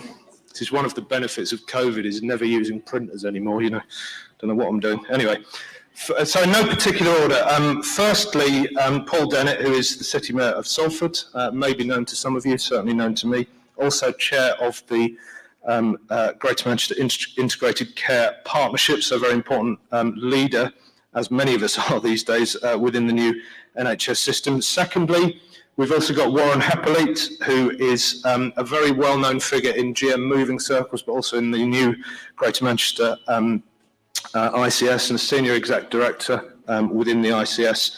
Warren is very welcome and has been part of the cause for many, many years. Liz Windsor-Welsh is also on the panel, whose shoes I have already drawn to your attention. Liz is an old friend from the VCSE, very importantly represented on the panel and in the room today, CEO of Action Together and a member of our exec in GM Moving. Andy King is here, the chair of GM Active and chief executive of Manchester Active, and a very important voice of leisure providers across Greater Manchester. We're also pleased to have Tracy on the panel, Tracy Power, from the Rugby League World Cup, amongst other things, to talk particularly about the importance of major sporting events in Greater Manchester and beyond. Justin Bloomley from Sport England also joins us on the panel. We're pleased to have you here, Justin, as well, to give the Sport England perspective and some of the national views, I think, on, dare I put words into your mouth, what is different, unique, brilliant, beautiful, wonderful, and something that other parts of the UK are trying to copy, we are led to believe. So Justin will verify that in just a minute for us, no pressure. Last but not least, Beth Sutcliffe, who is, I know, a wonderful member of the team within GreaterSport as well, part of Hayley's team and very much part of the cause. I'm going to start with Paul, if I can. I think you've all got a roving mic or two to pass around. Paul, perhaps you could just say a little bit to start off with about the importance of GM moving to you, the importance of the changes that you're very much at the apex of in terms of the Integrated Care Partnership and the new NHS system, and perhaps just your kind of reflections on what more we could do to keep the movement alive. Thanks very much, Tom. Not easy questions there, but nevertheless, GM moving is really important to me for a whole host of reasons. I think we all know in this room that regular physical activity massively improves people's mental health and well-being and physical health as well. But thinking about Greater Manchester for a minute, we also know that 2/3 of the people that live in our city region want to actually get more active than they currently are at the moment. So there's a real demand, a latent demand, if you like, within the city region that we as local authorities, as the NHS, as partners, as the CBSE sector, really need to catalyse and harness if we're going to deliver for the people of this city region. The other reason why this agenda matters to me is we also know when we look at the demographics around moving, there are some groups of people who are less active within the city region. Women and girls, people from areas of higher levels of deprivation, older people, disabled people, and those also living with longer health conditions, ultimately. So actually thinking about those groups and how we design strategies that speak to them in terms of how we encourage more moving has to be a priority for us moving forward. Now, government in their infinite wisdom has decided that we should have a load of NHS reforms, and part of that has been the advent of integrated care systems. And one of the things we're tasked with at the moment here in Greater Manchester is bringing about a statutory 5-year plan to actually deliver on health and social care for the people of Greater Manchester. For me, GM moving and physical activity has to be at the heart of that agenda. And, you know, the agenda moving forward is not going to be a walk in the park. I have to be honest about that. We have some huge challenges within our NHS at the moment. Growing waiting lists, you know, people going on strike because of pay and terms and conditions, whole host of challenges with waiting lists. So those operational challenges sit at somewhat of a conflict with the broader agenda around the wider determinants of health and well-being. And GM moving is very much in that sphere of activity. Marmot City region, wider determinants of health and well-being needs to be incorporated ultimately in the strategy moving forward, but it is going to be a challenge. I think for me what's really interesting though about GM moving is it's a movement, and this is about people of their own volition coming together across a city region to genuinely prioritise physical activity. This isn't about a local authority providing services or the NHS providing services. This is non-hierarchical in many respects. And for me, it's about how do we harness what is a really successful organic movement and actually use it to target challenges we've got across the city region. I think moving forward, we've got to really take issues of inequalities and poverty seriously. You know, I know many people in my city are working 2 or 3 jobs. They've not got time to even think about physical activity, let alone the money in their pocket to buy the equipment or to pay for the gym membership or to do a whole host of other things. So for me, moving forward on this agenda, we've got to really be serious about how do we tackle inequalities and poverty in a way that enables people to engage with this agenda. And that points to, in my opinion, targeted resourcing. It points to how we sustain this movement, as well as taking differentiated approaches to certain cohorts and demographics of people. I think the other reason why this agenda is really important to me as well is it's a no-brainer in terms of how it will protect our much-loved National Health Service. We know the costs of physical inactivity result in 38% higher hospital bed days. They also result in 5.5% higher representations at general practice. So from a value for money point of view, from a protecting our NHS point of view, this agenda really, really matters. For me, it's really exciting to be here today. Often in local government, we don't do things like this. You know, we think about things in a very structured, hierarchical way. And I think we are genuinely doing things differently here in Greater Manchester. We're revolutionising, in some respects, how we think about the wider determinants of health and well-being and how we bring people on a journey with us sociologically. I'm also really passionate about the collectivism of moving. Often we can think about this as just something we do as individuals, but actually bringing people together and collectively moving in spaces, in places, is really, really important. The health and well-being that we generate from that is phenomenal. And then finally, I'll finish on this, Tom. The other thing we really need to think about is the environment and how the environment kind of supports this agenda. And when I talk about the environment, I think about the social environment, so people. I also think about the physical environment, so structures. And in the city of Salford, we've been delighted over recent years with all the walking and cycling infrastructure, the off-street walking and cycling infrastructure that we've installed across the city, and residents love it.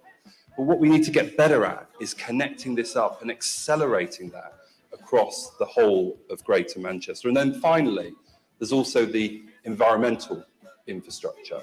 I know in my city, people who live in the more affluent, the greener part of the city, live on average 10 years longer than those who live in the more greyer urban parts of the city. So greening our city region and linking that with how we do placemaking sits at the heart of how we enable and how we engender more moving and more physical activity. Thank you very much. Brilliant. Thank you, Paul. Thanks. And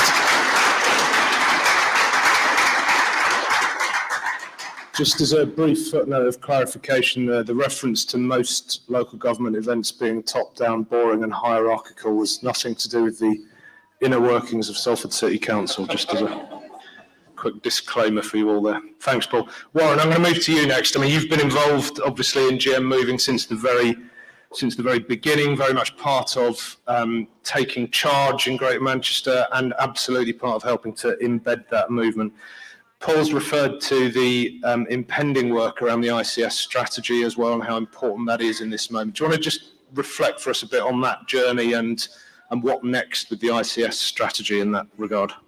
Yeah, thanks, Tom. It's a kind of perfect moment, isn't it, to reflect on kind of two periods of change in Greater Manchester Storey. Because as you say, we I think had an incredible opportunity on the back of health and social care devolution in 2015, and an incredible opportunity that doesn't often come through in the NHS, of almost being blessed with a blank sheet of paper and a big question about what does it take to maximise the health potential of a defined population, and then just be given the opportunity of connecting across a place like Greater Manchester and trying to find the contributors.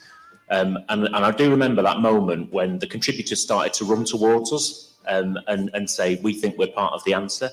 And part of that was a belief that a kind of a balanced social medical model was possible, it was beneficial, and it might be key to the sustainability long-term of formal health and care services, as Paul's described.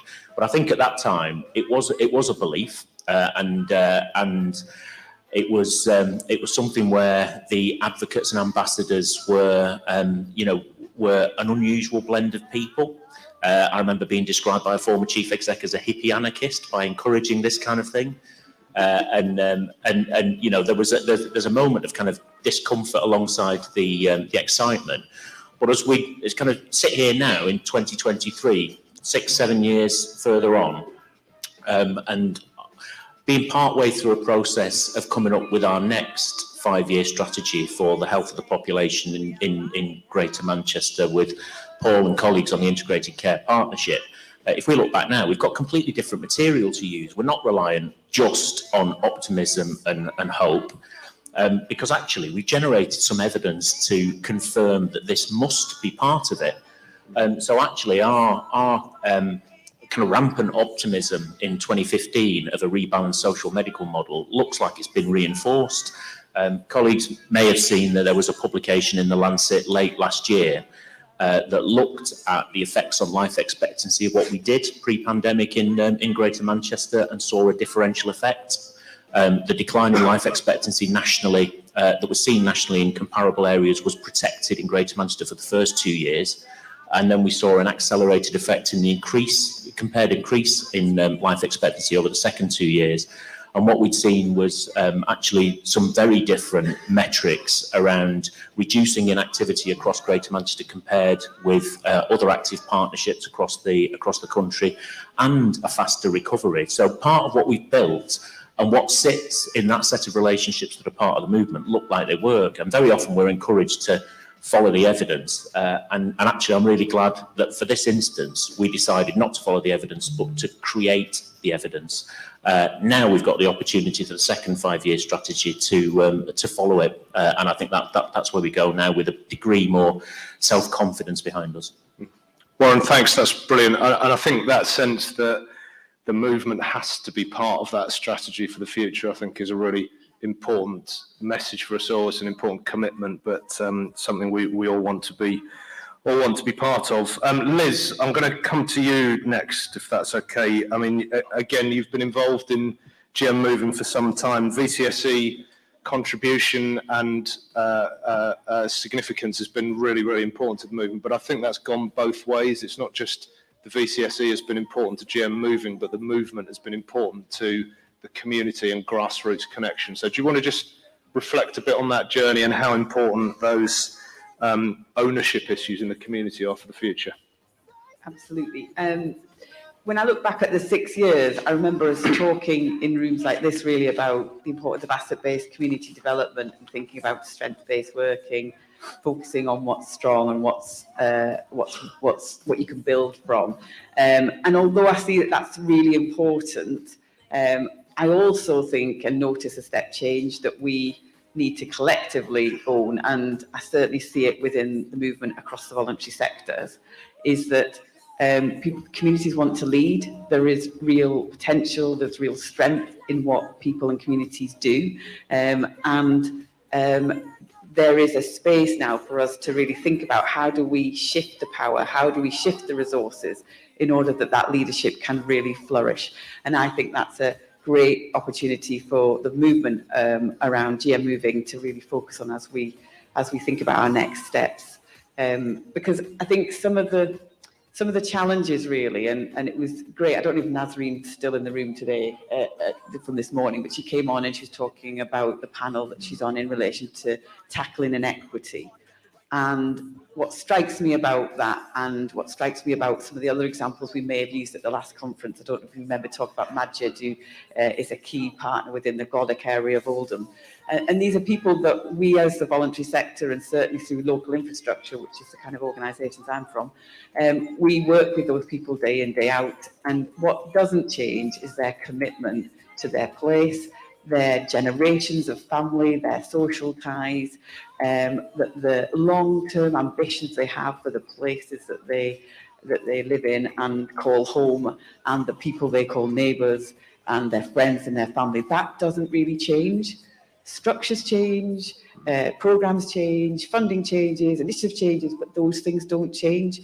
So when we think about the future of integrating work in places, we need to think about how do we integrate with them, because if they have the answers, if they are part of the solution, then we need to shift in order that we can really invest in their capabilities to do this leadership.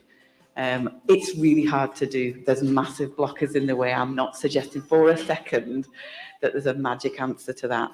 But if we never try, and we never try and do it at scale and meaningfully, with the same kind of power that you can see in the room today, with our collective movements and our collective assets, then I'm not sure that we'll have really given it a good job. So for me, that's the opportunity for us to look forward, and obviously the voluntary sector, because that's the way that people organise themselves already in places. That's something, we want to be a big part of that. We think we've got lots to offer. Absolutely. Yeah. And I think Liz, that sense that the VCSE in all its shapes and guises, big to small organisations, individuals to groups to formal charities, and much, much more, is here for the duration, is massively important to this, massively important part of the movement.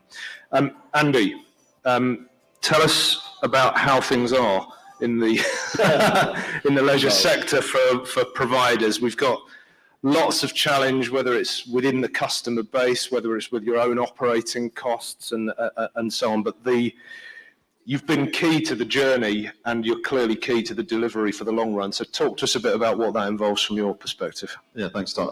Again, in terms of to be on this panel, to be honest with you, is amazing. And again, in GM, to be included in some of these discussions and to be in a room with health. I know lots of my colleagues around the country would give their left arm to be included in some of these conversations. So very briefly, the pivot to active wellbeing that we're working on. GM Active is a collaboration of 12 operators across the 10 boroughs of Greater Manchester. We came together years ago because of devolution and the vague idea that there must be something in that we can do on to improve population health. When COVID hit and we were all closed like everybody else, we did an appeal basically to the 10 chief executives of across GM to say, look, we're really important and we've got a real desire to improve, to work with partners across the system to improve population health. Please support us.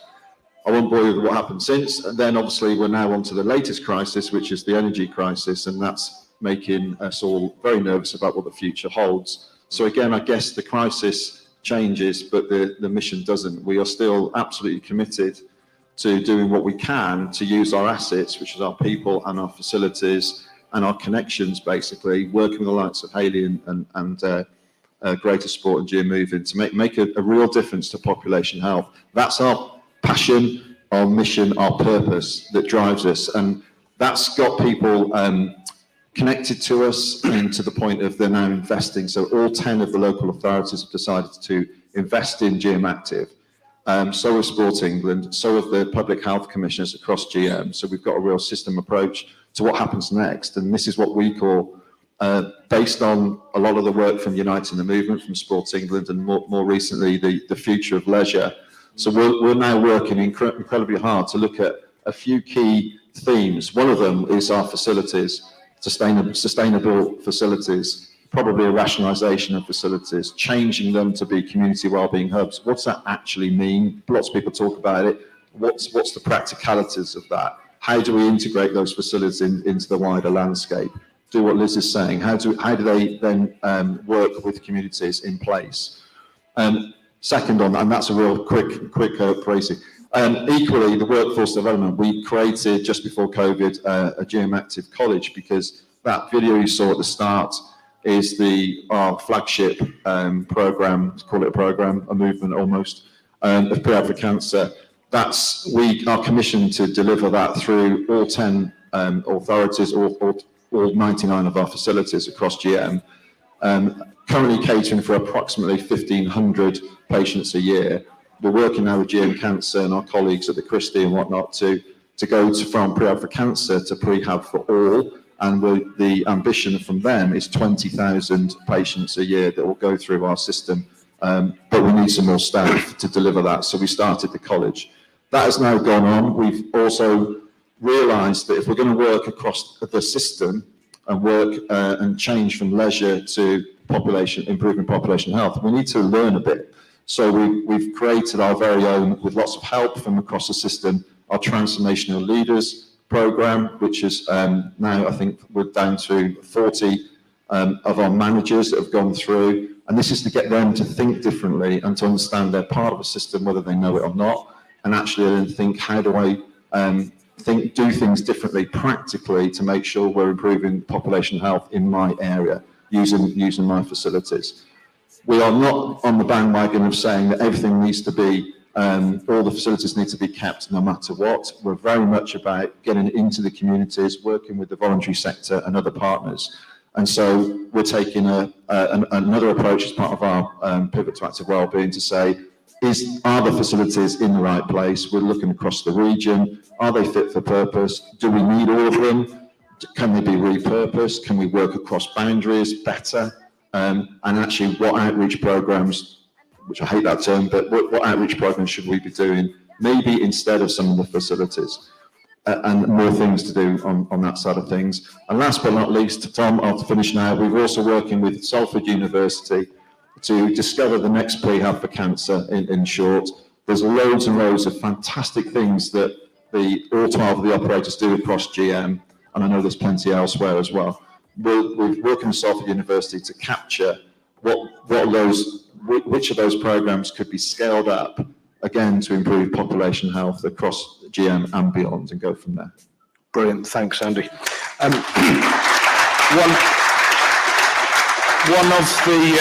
Obviously one of the really important aspects of sports participation is not just what the providers do, but it's the advertisement of how transformational sports participation, competitive or otherwise, can be. So I'm going to go to Tracy now with that question in mind, as the social impact director from the Rugby League World Cup. And we obviously had the Rugby League World Cup, we had the Women's Euros, many of us were part and parcel of that. It was just as hard for me to go to games at Old Trafford, but I bit my lip and got in the door nevertheless. Tracy, tell us a bit more about how important those things are to I suppose, spurring the movement that we're talking about in GM? And what's one of the things you're most proud of, perhaps, about how the Rugby League World Cup has contributed to that movement? Yeah, I think 2022, what a year of sport, particularly in England, Commonwealth Games, Women's Euros, Rugby League World Cup, Gymnastics World Championships in Liverpool, and many more. And I think what we've seen over the last few years is that major sporting events being much more focused on what happens off the field as what happens on the field, and how those major sporting events can have a much wider impact on local communities, not just on economic impact, but a much wider social impact as well. And certainly at Rugby League World Cup, we set out 5 years ago to be a tournament with a purpose, and that purpose was to make a positive difference to people's lives and communities. And I'm really proud, as is everyone that's involved in the tournament, to know that we absolutely delivered that last year, which is for us just as important as the number of people that went to watch, the broadcast viewers, all those the stats that you expect from major events. We're just as thrilled and proud as the difference we've made in local communities. And I think we've seen, again, over the last few years, that major sporting events can drive inclusion, they can drive community engagement, physical activity. Look at the Women's Euros and the increase in the interest from women and girls wanting to get involved in football on the back of that tournament. The growth in participation for women and girls football has just been massive over the last 6 months, and hopefully that will continue to grow. So when we talk about inspiring a nation and inspiring the next generation to get active, what a fantastic example we've got right there. And I think as well, it's around providing opportunity. Major events open a lot of doors. Major sporting events allow you to provide opportunities. We took that, we've provided opportunities, and the partners and communities and people that we've worked with have grasped those opportunities and really thrived from them. So a great example that we have from our work is Shevington Rugby League and Football Club in Wigan. So through the World Cup, the Rugby League World Cup, and funding from the Football Foundation, we were able to invest in a new facility for them. Both clubs were homeless, didn't have a base. They've now got a brand new clubhouse. So 4 years ago, they've gone from having nothing to now having their own facility that they can call home. And that facility is not just for rugby league and football. They've really made that into a community wellbeing hub and focusing on how does that facility benefit their local community and their local neighbourhood. And yes, they're running rugby league, yes, they're running football, providing a better environment for people to get involved and be active in those sports and allowing more people to get involved. But they're also running walking groups. So the local communities come and use that as a base and go out and be physically active in a different way. They're running groups and meetings and activities for people to try and tackle isolation and loneliness in their communities. It was highlighted as an issue in their local neighbourhood. They're opening their doors and allowing people who are homeless to access showers and washing facilities. They're running first aid training, and they've got a defib on the facility, and they've trained up local community members on how to use that should it be needed. I think all those things, those wider benefits that them having that facility is allowing them to deliver and allowing them to meet the local needs of that local community, getting more people active, but having that wider health impact as well. And yes, would they have got there? Yes, they probably, they were working hard to fundraise. Would they have got there eventually? Yes, but we were able to put some money on the table that unlocked other funding for them, that allowed them to build that facility. And as I say, it's about we were able to provide the opportunity. They've got the right people around the table, have the right support locally, and grasp that opportunity and really thrive from it. And I think for me, that's what sport can do. I think we can do much more with sports clubs. I think there's lots of sports clubs up and down the country that are doing an awful lot of great work wider than just delivering the sports that they deliver and that they run. And it's around how can we better support them to do that? How do we invest in them? How do we support them to do that, to do more of that, making sure they're linked up with the right people, the right partners in their local communities, and that they're really embedded into that network and into that system rather than just doing it as a standalone. Brilliant, Tracy. Thank you for that. And I do think that message about the power of those major events, not just to generate grassroots engagement, but to build the momentum for investment in facilities, and that Shevington example and others you gave is really great evidence of that.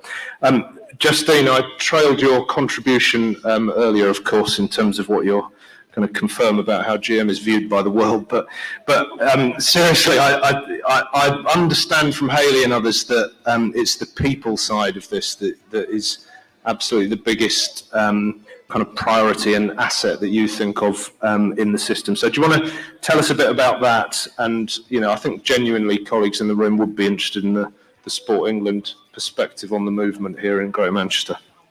Thank you. I think the people, and it's actually been a theme as I've been listening to all the answers here, that people are key in all of this. And it has been fantastic to just be in this room and step out of the work for a day and just see and feel the energy and the excitement and the will to want to drive the movement, to grow the movement, to spread the movement. And the fact that we could have filled this room twice over and some, I think says an enormous amount about the people in the room, but the people who are not in the room as well, that Liz refers to, that are working in communities, in localities that are doing the work on a day-to-day basis. So we talk about system change, place-based working at Sport England. We talk about whole system change, and sometimes those things are quite sort of almost a bit alien and a bit difficult for people to kind of interact with. And for me, I think what I've realised over the period of time that we've been doing this work through the local delivery pilot and beyond in terms of GM moving in Greater Manchester is that it's about all of you, it's about all of us, it's about the people that are involved in the work, and it's about the relationships between us all. One of the things that was really exciting for me was when I saw the delegate list and saw where all of you were from, and the fact that we have got the system in the room. So that is a real testimony to the journey that we've been on, because 5-6 years ago, when we had a conference like this, it was a very, very different makeup of people in the room. Some of you are still here, and some of you have stayed on the journey, but what we've done is we've added to that. And we talk often, Hayley often reminds me of spark plug people, and spark plug people are all of you in the room again. And I guess the real sort of thing about this for me is that you are all spark plugs that can spark other people to become more involved in this. So I guess one of my reflections often is that it feels sometimes quite fragile.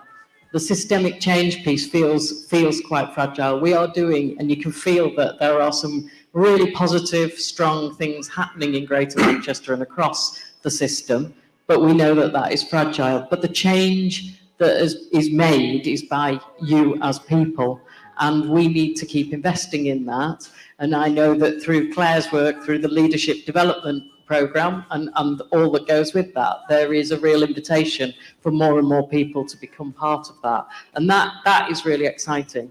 In terms of the point you asked about, Tom, in terms of Sport England, I think Tim Hollingsworth, our chief exec, always describes Greater Manchester as the pilot of the pilots at the front.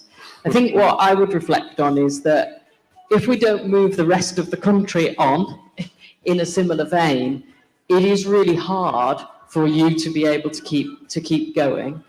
So from a Sport England point of view, yes, we see something really exciting here.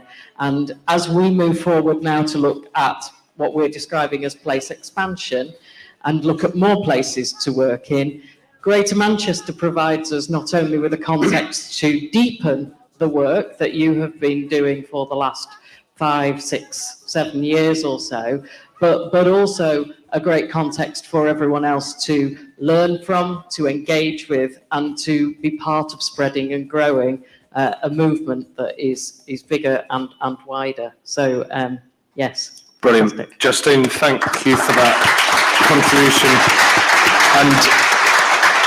And I like the pilot of the pilots analogy, really, but I think for GM, what we don't want to be doing is just sitting back and taking genuinely the glory and the accolades for that. I think the sense of the movement being something that is replicable in other areas of the country is a really important one. So sharing that learning, really, really important. And also, I guess, notwithstanding the energy price crisis, plug in your spark plugs and keep them plugged in, folks, because that's what keeps the whole thing alive. Last but not least, Beth, you've been obviously involved in GM Moving for a number of years. I know you've got a key role in health integration. You might want to reflect a little bit on that while you've got Warren next to you, although you're, I know, preaching to the converted. But tell us a bit about your reflections on that period with GM Moving, and I suppose how important telling our story is to the success of the next phase, Beth. First, I'll just say I got handed a post-it note before. I thought it was going to ask to be a duet, me and you doing a karaoke song. It was a question. Go on, do it. It was an ask if there's going to be questions and answer afterwards, so I just raised that. Said I'd ask it. Yeah. I will. Yep. Sorry. Go on. Yeah. Yep.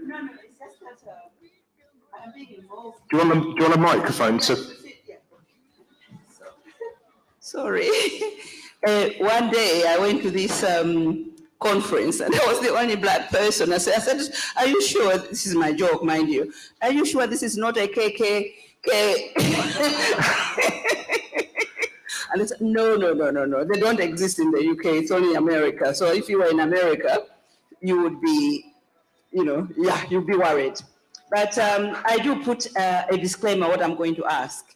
And it's not to be critical at all, but I am going to be a critical friend in a way, because if we are going to improve services across Greater Manchester, we need to hear all sides of the coin. Now, today, I was downstairs about co-production, and I said, co-production is just a fad. It's just another coined word, and 10 years from now, we are going to come across another word as well. But I was just talking in jest. What I meant was that we are always coming up with all these new ideas and so on, and do they really translate into good services for the people? Because when I see here, I mean, Manchester is one of the most diversified, or Greater Manchester rather, is a very diversified community. And most of it came through the Industrial Revolution when the South Asian came to Greater Manchester. But it really makes me sad that who are we having these services for? Who are we targeting these services for, right? And one of the things I'm involved in Sporting Equals, I don't know whether you may know about it, and one of the things they want to do is try to get diversity on national boards like Sport England, FA, and so on. Now, if we are going to get people active in the community, we need to start at the top, definitely. I know you are talking about bottom going up, but to me, I think it's, going at the top. And I'm asking everybody, we had the same thing in Bolton last year, where they introduced the Great Museum. By the way, I'm a community champion in Bolton, and I've done a lot of work in the community, all communities as well, and so on. So so that's what I want to do. That to me, it worries me that there are only a section of people in Greater Manchester who are receiving or hearing this message. How do I take this message across to all communities? Thank you. Okay. Thanks. And I think all I can say in a nutshell is we absolutely take that challenge on the chin. And I think in terms of the sense of GM Moving being a movement that is for the whole of the GM community and something that is, I think, demonstrably bottom up rather than just top down, there is good previous on that, but it is absolutely a work in progress, and we have to be here in exactly the same way as, I know the diversity of the Bolton community well. It's a similar issue we've got in Salford. It's a similar issue we've got in Manchester and Oldham, and particularly other parts of East Manchester. That is absolutely a work in progress and got to be part of the next phase. But I think perhaps when I ask colleagues to wrap up in a second, we can reflect on that inclusion aspect, which has been, I know, part of the workshops we've had discussions on this morning, and definitely needs to be there as a commitment for the next stage. Beth, back to you. Reflections on the journey so far? By all means, some reflections on that issue as well. I suppose a reflection of the journey over the last kind of 4 or 5 years that I've been at GreaterSport is just today's kind of just represents the shift of content in terms of the language we use, the discussions we're having, and the kind of maturity of relationships and understanding we've got. And I suppose there's two things that come to mind there around the clarity of the understanding of why moving matters. So it is about physical health, it is about mental health, but it's also about how we create a greener, more prosperous, more fairer Greater Manchester as well. And that sounds obvious, but that wasn't necessarily talked about in the same kind of passion and understanding and evidence base that we are able to talk about now. So I think that's the first thing to reflect on. And then secondly, just it's been mentioned before, but the people who are in the room, that understanding of everyone's got a role to play. So that if we're going to take a true kind of whole system approach to increasing physical activity, we need to recognise that it's everyone's responsibility and everyone can have an impact. So if you're a GP or you're working in the health sector, you can have an influence. But if you're working for Transport for Greater Manchester and planning and all these different places, every little bit of the jigsaw needs to be thought about to genuinely make a difference to everyone's lives if we're going to create active lives for all. And again, it might sound obvious, but that recognition and clarity and shift and genuine kind of understanding, I think, is incredibly powerful to build the movement. And I think that's what we've seen today is the energy of the GM moving movement. And if we're going to do that, we need to take that responsibility, each of us, to go into the rooms that we have influence, the communities that we work, to make that difference and keep this energy going and keep the movement going and sustain the movement. And I think that's the power of this GM moving movement. Absolutely, the GM moving movement. Beth, well done. And just as a final thought, Beth, if we were here, possibly not in the Etihad, but if we were together in 5 years' time, what's the one thing you really hope that kind of next 5-year journey would have achieved for GM moving? We'll be at Old Trafford for one, obviously. I think to your point, I think the diversity. Bolton Wanderers, there you go. Bolton Wanderers, maybe. I think to that point of diversity in the room and making sure that has progressed and is representing Greater Manchester and holding ourselves to account for that. But I think there's also the role of us to tell the story, because we are working with every community in Greater Manchester on the physical activity agenda, and we need to share the stories of impact on that. And we had a few stories this morning with Davine and around the kind of Together Fund, but we've got hundreds of those stories. So how do we use the power of those stories, backed up by evidence and data that we've got, to show the impact of the work and the approaches and the ways of working we know and making an impact to people's lives? How do we keep telling those stories? Great commitment. I'm going to cheekily run down the panel very quickly and just ask you all the same question. So 5 years hence, Warren, what will be the one thing for you? All right. Well, whilst we're trading football stadiums, I'm going to put in a bid for Broadhurst Park in Moston, if that's all right. We're going places. Thank you. So I think I'm going to pick up a bit of a prompt from Justine, I think, in 5 years' time, because I was really struck by that idea of, the potential, the loneliness and the risk of being the pilot of the pilots.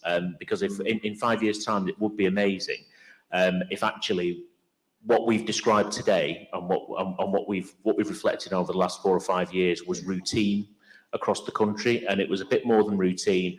It had actually started to unlock and lead to a different kind of distribution of power and resource across the country, an entirely kind of different deal on devolution that actually starts to understand that approaches that are actually not just about co-production, but actually community-led, are where some of the answers to the wicked issues and societal challenges that we face are.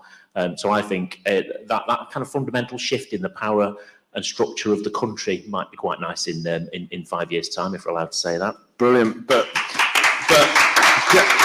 definitely, I think spread the love, spread the movement is a key thing in that. Tracy, 5 years hence, you'll be back, won't you? more diversity in the room, not just in terms of the people, but I think organisations as well. So having more different types of organisations from different industries, from different sectors in this room, all talking about the same thing, I think for me would be a big thing. I was talking to someone at lunch who said that this morning you asked around how many people were from health were in the room, and a few hands went up. I think it was comment that 5 years ago there'd have probably been no hands go up. Yes, we've made progress, but this in 5 years' time can half the room be involved in health, and can we have other sectors as well, just from environmental sustainability, transport, and they're having that much more diverse workforce and people involved in helping to unite the movement. Great. Paul? So for me, I think it's getting some of the groups that are less active. So I did read off a list of those: women and girls, people from deprived communities, older people, disabled people, and those with long-term health conditions. I think that will be a great achievement for GM Moving. But importantly, I think for me, the biggie is ensuring that those that don't necessarily have time, money, resources, access, equipment, can actually properly engage with this agenda, and that there are no barriers to entry across the whole of Greater Manchester. And we absolutely do need to Equality Act proof this agenda and speak to all of the protected characteristics in the Equalities Act in terms of how we operationalise this. Thanks. Great. Thanks, Paul. Justine, your thoughts? I'm going to say all of that, but I'm going to pick up, I think, on the point that Cordelle made this morning around equity, and I think that is really important. This isn't just about equality, it is about equity, and I think there is a real key thing for me that I would like to be able to, when I come into Greater Manchester, because I live over the border in Lancashire, dare I say that it is really obvious that there is a movement for movement, that people find it easy to be physically active, and that has to be for everybody. It shouldn't just be for us in this room. That has to be everybody's opportunity. Brilliant. Thanks, Justine. And well done for not offering up Preston North End as the next venue as well. Liz, your thoughts?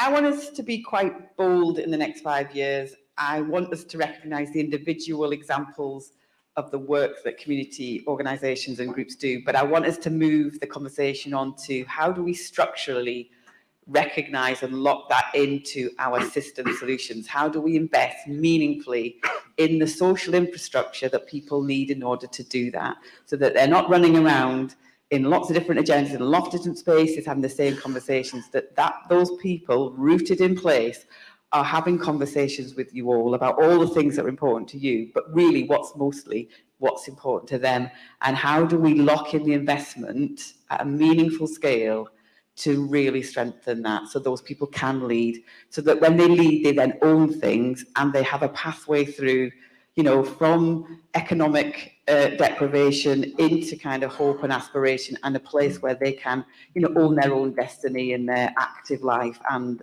their, overall life chances. And that's what I want to see in the next 5 years. And it's a bit of a challenge. I know that's my job, but I want us to have a good go at that within this movement. Brilliant. But it is a leveller with a big opportunity. Andy. Andy, go on. Right, really briefly, first and foremost, I'd really love to see nationally that leisure disappears, that we just forget about leisure and we become wellbeing, wellness. And also that we would sit, not in a DCMS to be honest with you, but we'd sit in health, and we'd sit in health because what we've done in Greater Manchester has grown legs, and we've influenced elsewhere, worked with partners, and actually we are then recognised as an essential service for the health and wellbeing in the nation, and not just a nice to have, which leisure is the connotation. So quite bold too. Brilliant. Thank you. I apologise, we've run kind of grossly over time. We kind of warned one another this might happen once we got going. I just want to say massive thanks to the contributors, Beth, Warren, Tracy, Paul, Justine, Liz and Andy. Particular thanks to Hayley, to Eve, the whole team who've helped to organise this, given us a bit of a platform. I think from me, a bigger, better movement that's still here doing all of the things we do, but on a bigger, better scale. I do think the point about contemplating braver areas of intervention to support participation, I won't go on now, but see me afterwards if you want to talk about ideas on that. I think that has to be part of the next 5-year journey, and absolutely in a bigger, more diversified grassroots movement, which is what we're all about. The goal in 5 years' time cannot just be to have a few more Strava followers but thanks for those who've done it while I've been checking my phone. Look up the trainers. Thank you all very much. Well done. Speak soon.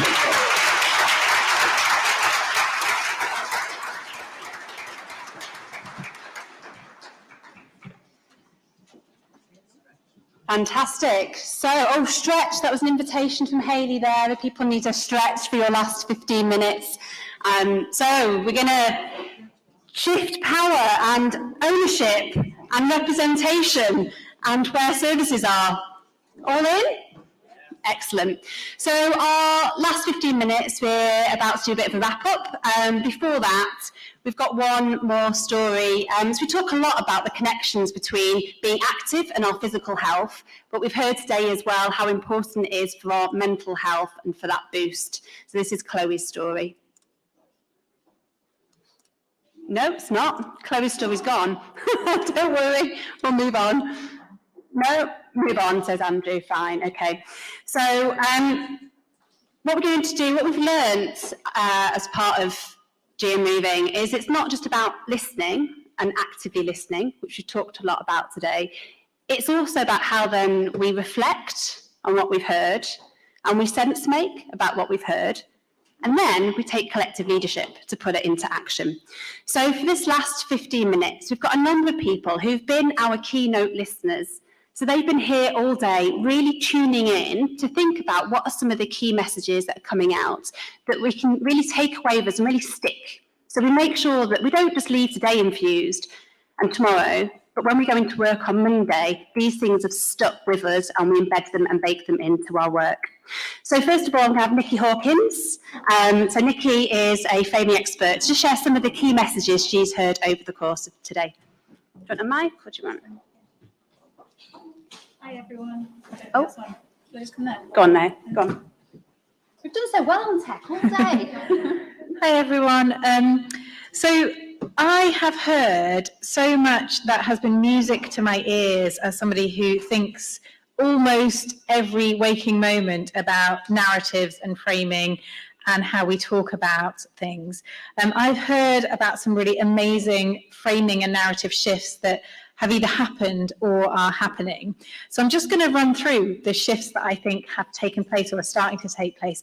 I think that this movement has gone from talking about and thinking about how inactivity is bad to talking about how moving is brilliant.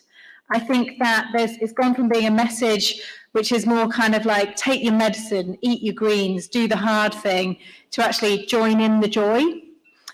I think that there has been a big shift, and there is a shift moving away from guilt, shame and blame to understanding, listening and inviting.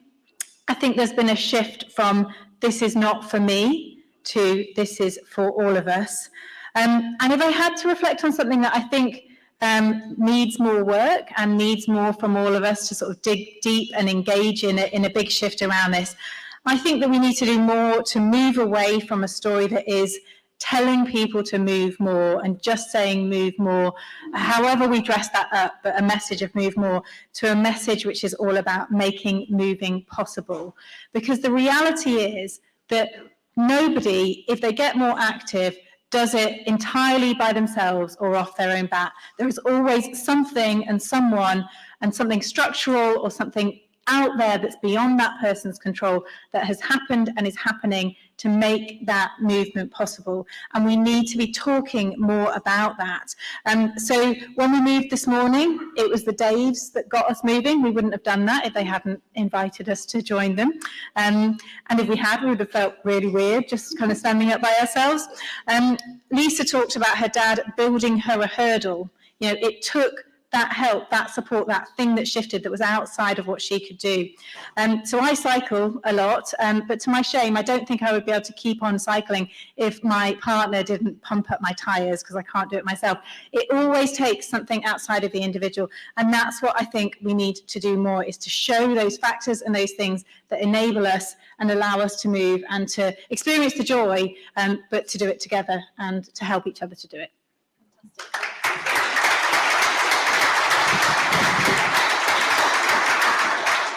Thank you, Nikki.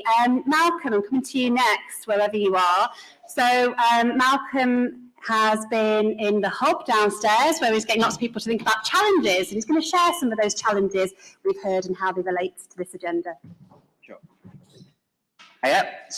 We've been taking everyday challenges and then kind of looking at how they kind of connect into the enablers around the strategy and around the movement. So I'm just going to read them out as a list.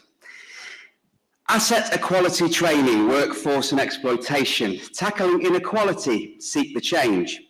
Growth in the area at the moment, life. Coming up against obstacle moulding instead of breaking, losing confidence in my abilities, needing help. Bureaucracy getting in the way of action, changing organisation perception, keeping an eye on conflicting priorities, making choices for the long run. Reducing male suicide rates. Motivation by workers to overcome barriers to belong, completing my first triathlon. Stuck peering over a wall, how do I get there? Blank brain. Finding time to do some printing, travel with my family in a camper around Europe, more active meetings. Failure, fear of failure, of lots of things to do to align for success. When working with communities, you need to be resilient and spring back when programs aren't working as you imagine. Please turn over. Focus, reposition and go again by Eddie. A trip to the gym today. Audience. End of day. Done it. The JD conundrum. LTGB plus young people's sense of belonging in active spaces. Connecting socially isolated older adults to activities in neighbourhoods. Deciding on direction in an ever-changing landscape of the community, being able to work together in a large group and develop ideas, being able to cycle more, young carers being resilient building and locks, keeping an eye, wanting to throw the dice, increasing activity levels of disadvantage, the future, reconnecting with Manchester, how to make co-production fly, plugging the hole in the donut, time, youth social prescribing, funding, community safety in numbers, importance of opportunities to be active with others, run a marathon, recruit new players, using sustainable travel with 3 children, exclamation mark, exclamation mark, exclamation mark, sustainable and consistent for all the community, connection to nature and city living, create more habitat and balance, making accessible the importance of rotating cones at crossings, overcoming barriers to activity, getting young people involved in communities, more recycled bikes on sale, pedestrian access at sports centres, that needs funding. I miss you, Al. So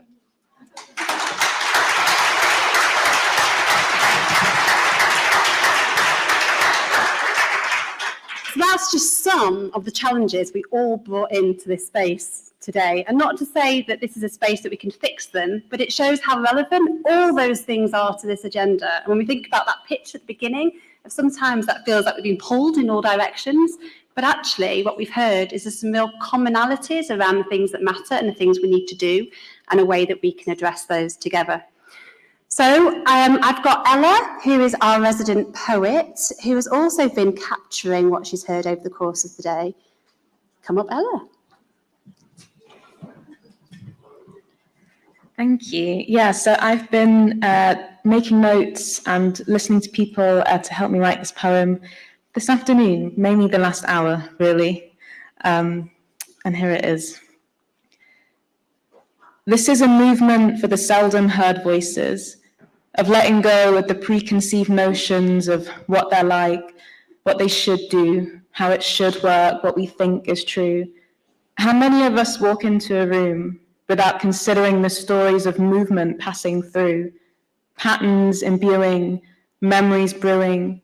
These stories are the foundations of a city, vibrant and true. This is a movement for young people who are experts in their own experience, who refuse to watch their stories simply passed from hand to hand, who know that their ideas have weight to grow and to expand. This is a movement for communities who face the sharpest blades of oppression. Everybody has a body and a right to move. The barriers to hurdle and the points to prove are what keep folks isolated, separate from the whole. But it's deep listening and action that can feed the active souls. This is a movement for the men who can only talk as they walk, side by side, not catching eyes, through the wild peaks or on their sullen streets, bringing lightness to each other's lives each time they meet. Human bodies move with meaning, so even those who hide under stoic brows find there is love and connection and deep meaning to be found in a windswept walk, under a summer sun or wide grey skies. It's the momentum in these moments that allow us to rise. This is a movement for the movers and the shakers. You already know the simple joy, that the body is a gift. You felt your blood rush like a river as it turns and roars and shifts. It is your willingness and courage, and you embrace communities. It is the knowing that in failure we learn, we move, we seek. This is a movement for a city where to move is not yet free. The work of giving people what they need is bold in its simplicity. It is justice, imagination, and it feeds the active souls. It breathes life into a people who have movement at their core. So the way we work and meet and move and wheel and ride and run and play can be embedded in the foundations of our simple everyday. Thank you.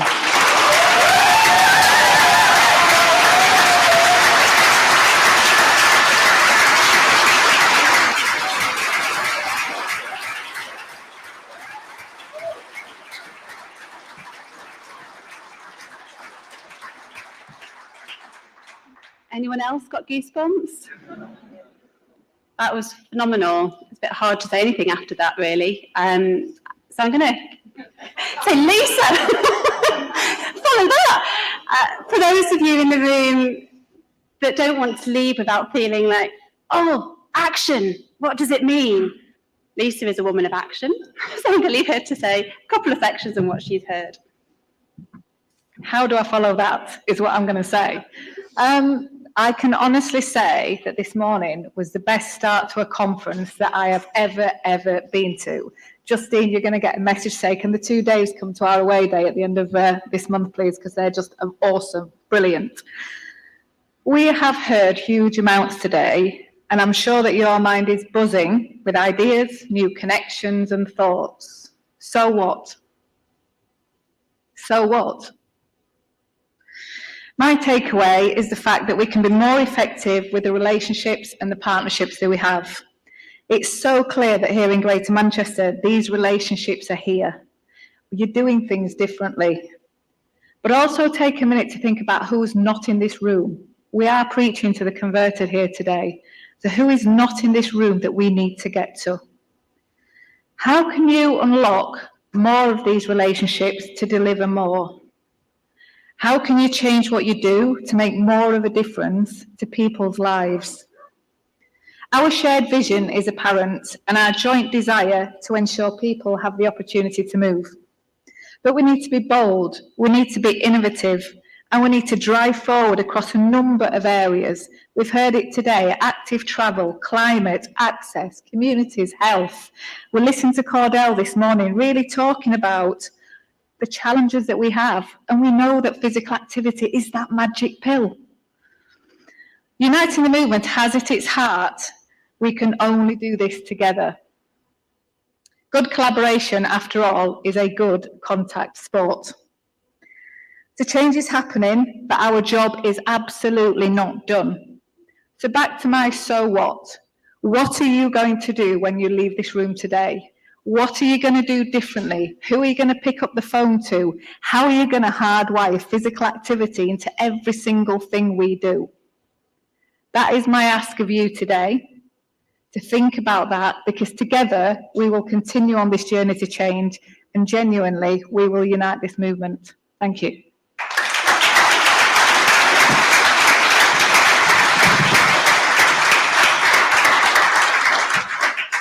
We've also had the brilliant Annie at the back as our visual recorder. So I do invite you to go and have a look as you pass by. She's done a fantastic job of capturing, again, lots of the things that we've heard today.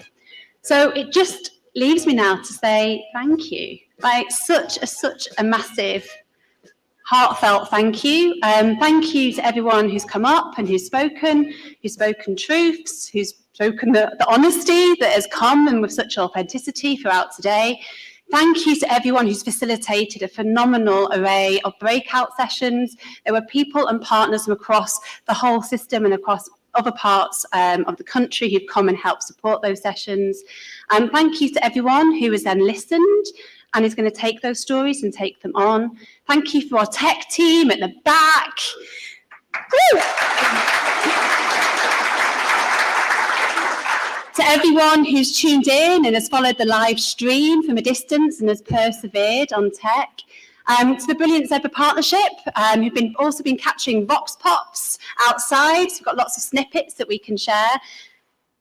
And thank you to all of you for being absolutely wonderful, active participants in the whole of today. It's been an absolute joy, it really has, and let's continue in that vein. That's a wrap. The bar is open for an hour. When we asked why you were coming, the key thing was to connect. So please do stay, enjoy, you've got an hour. If you really want a photograph, now is the time. You're allowed to go out there and take a selfie in the stadium. But please talk to each other, feel free to grab a drink, and see you on the journey.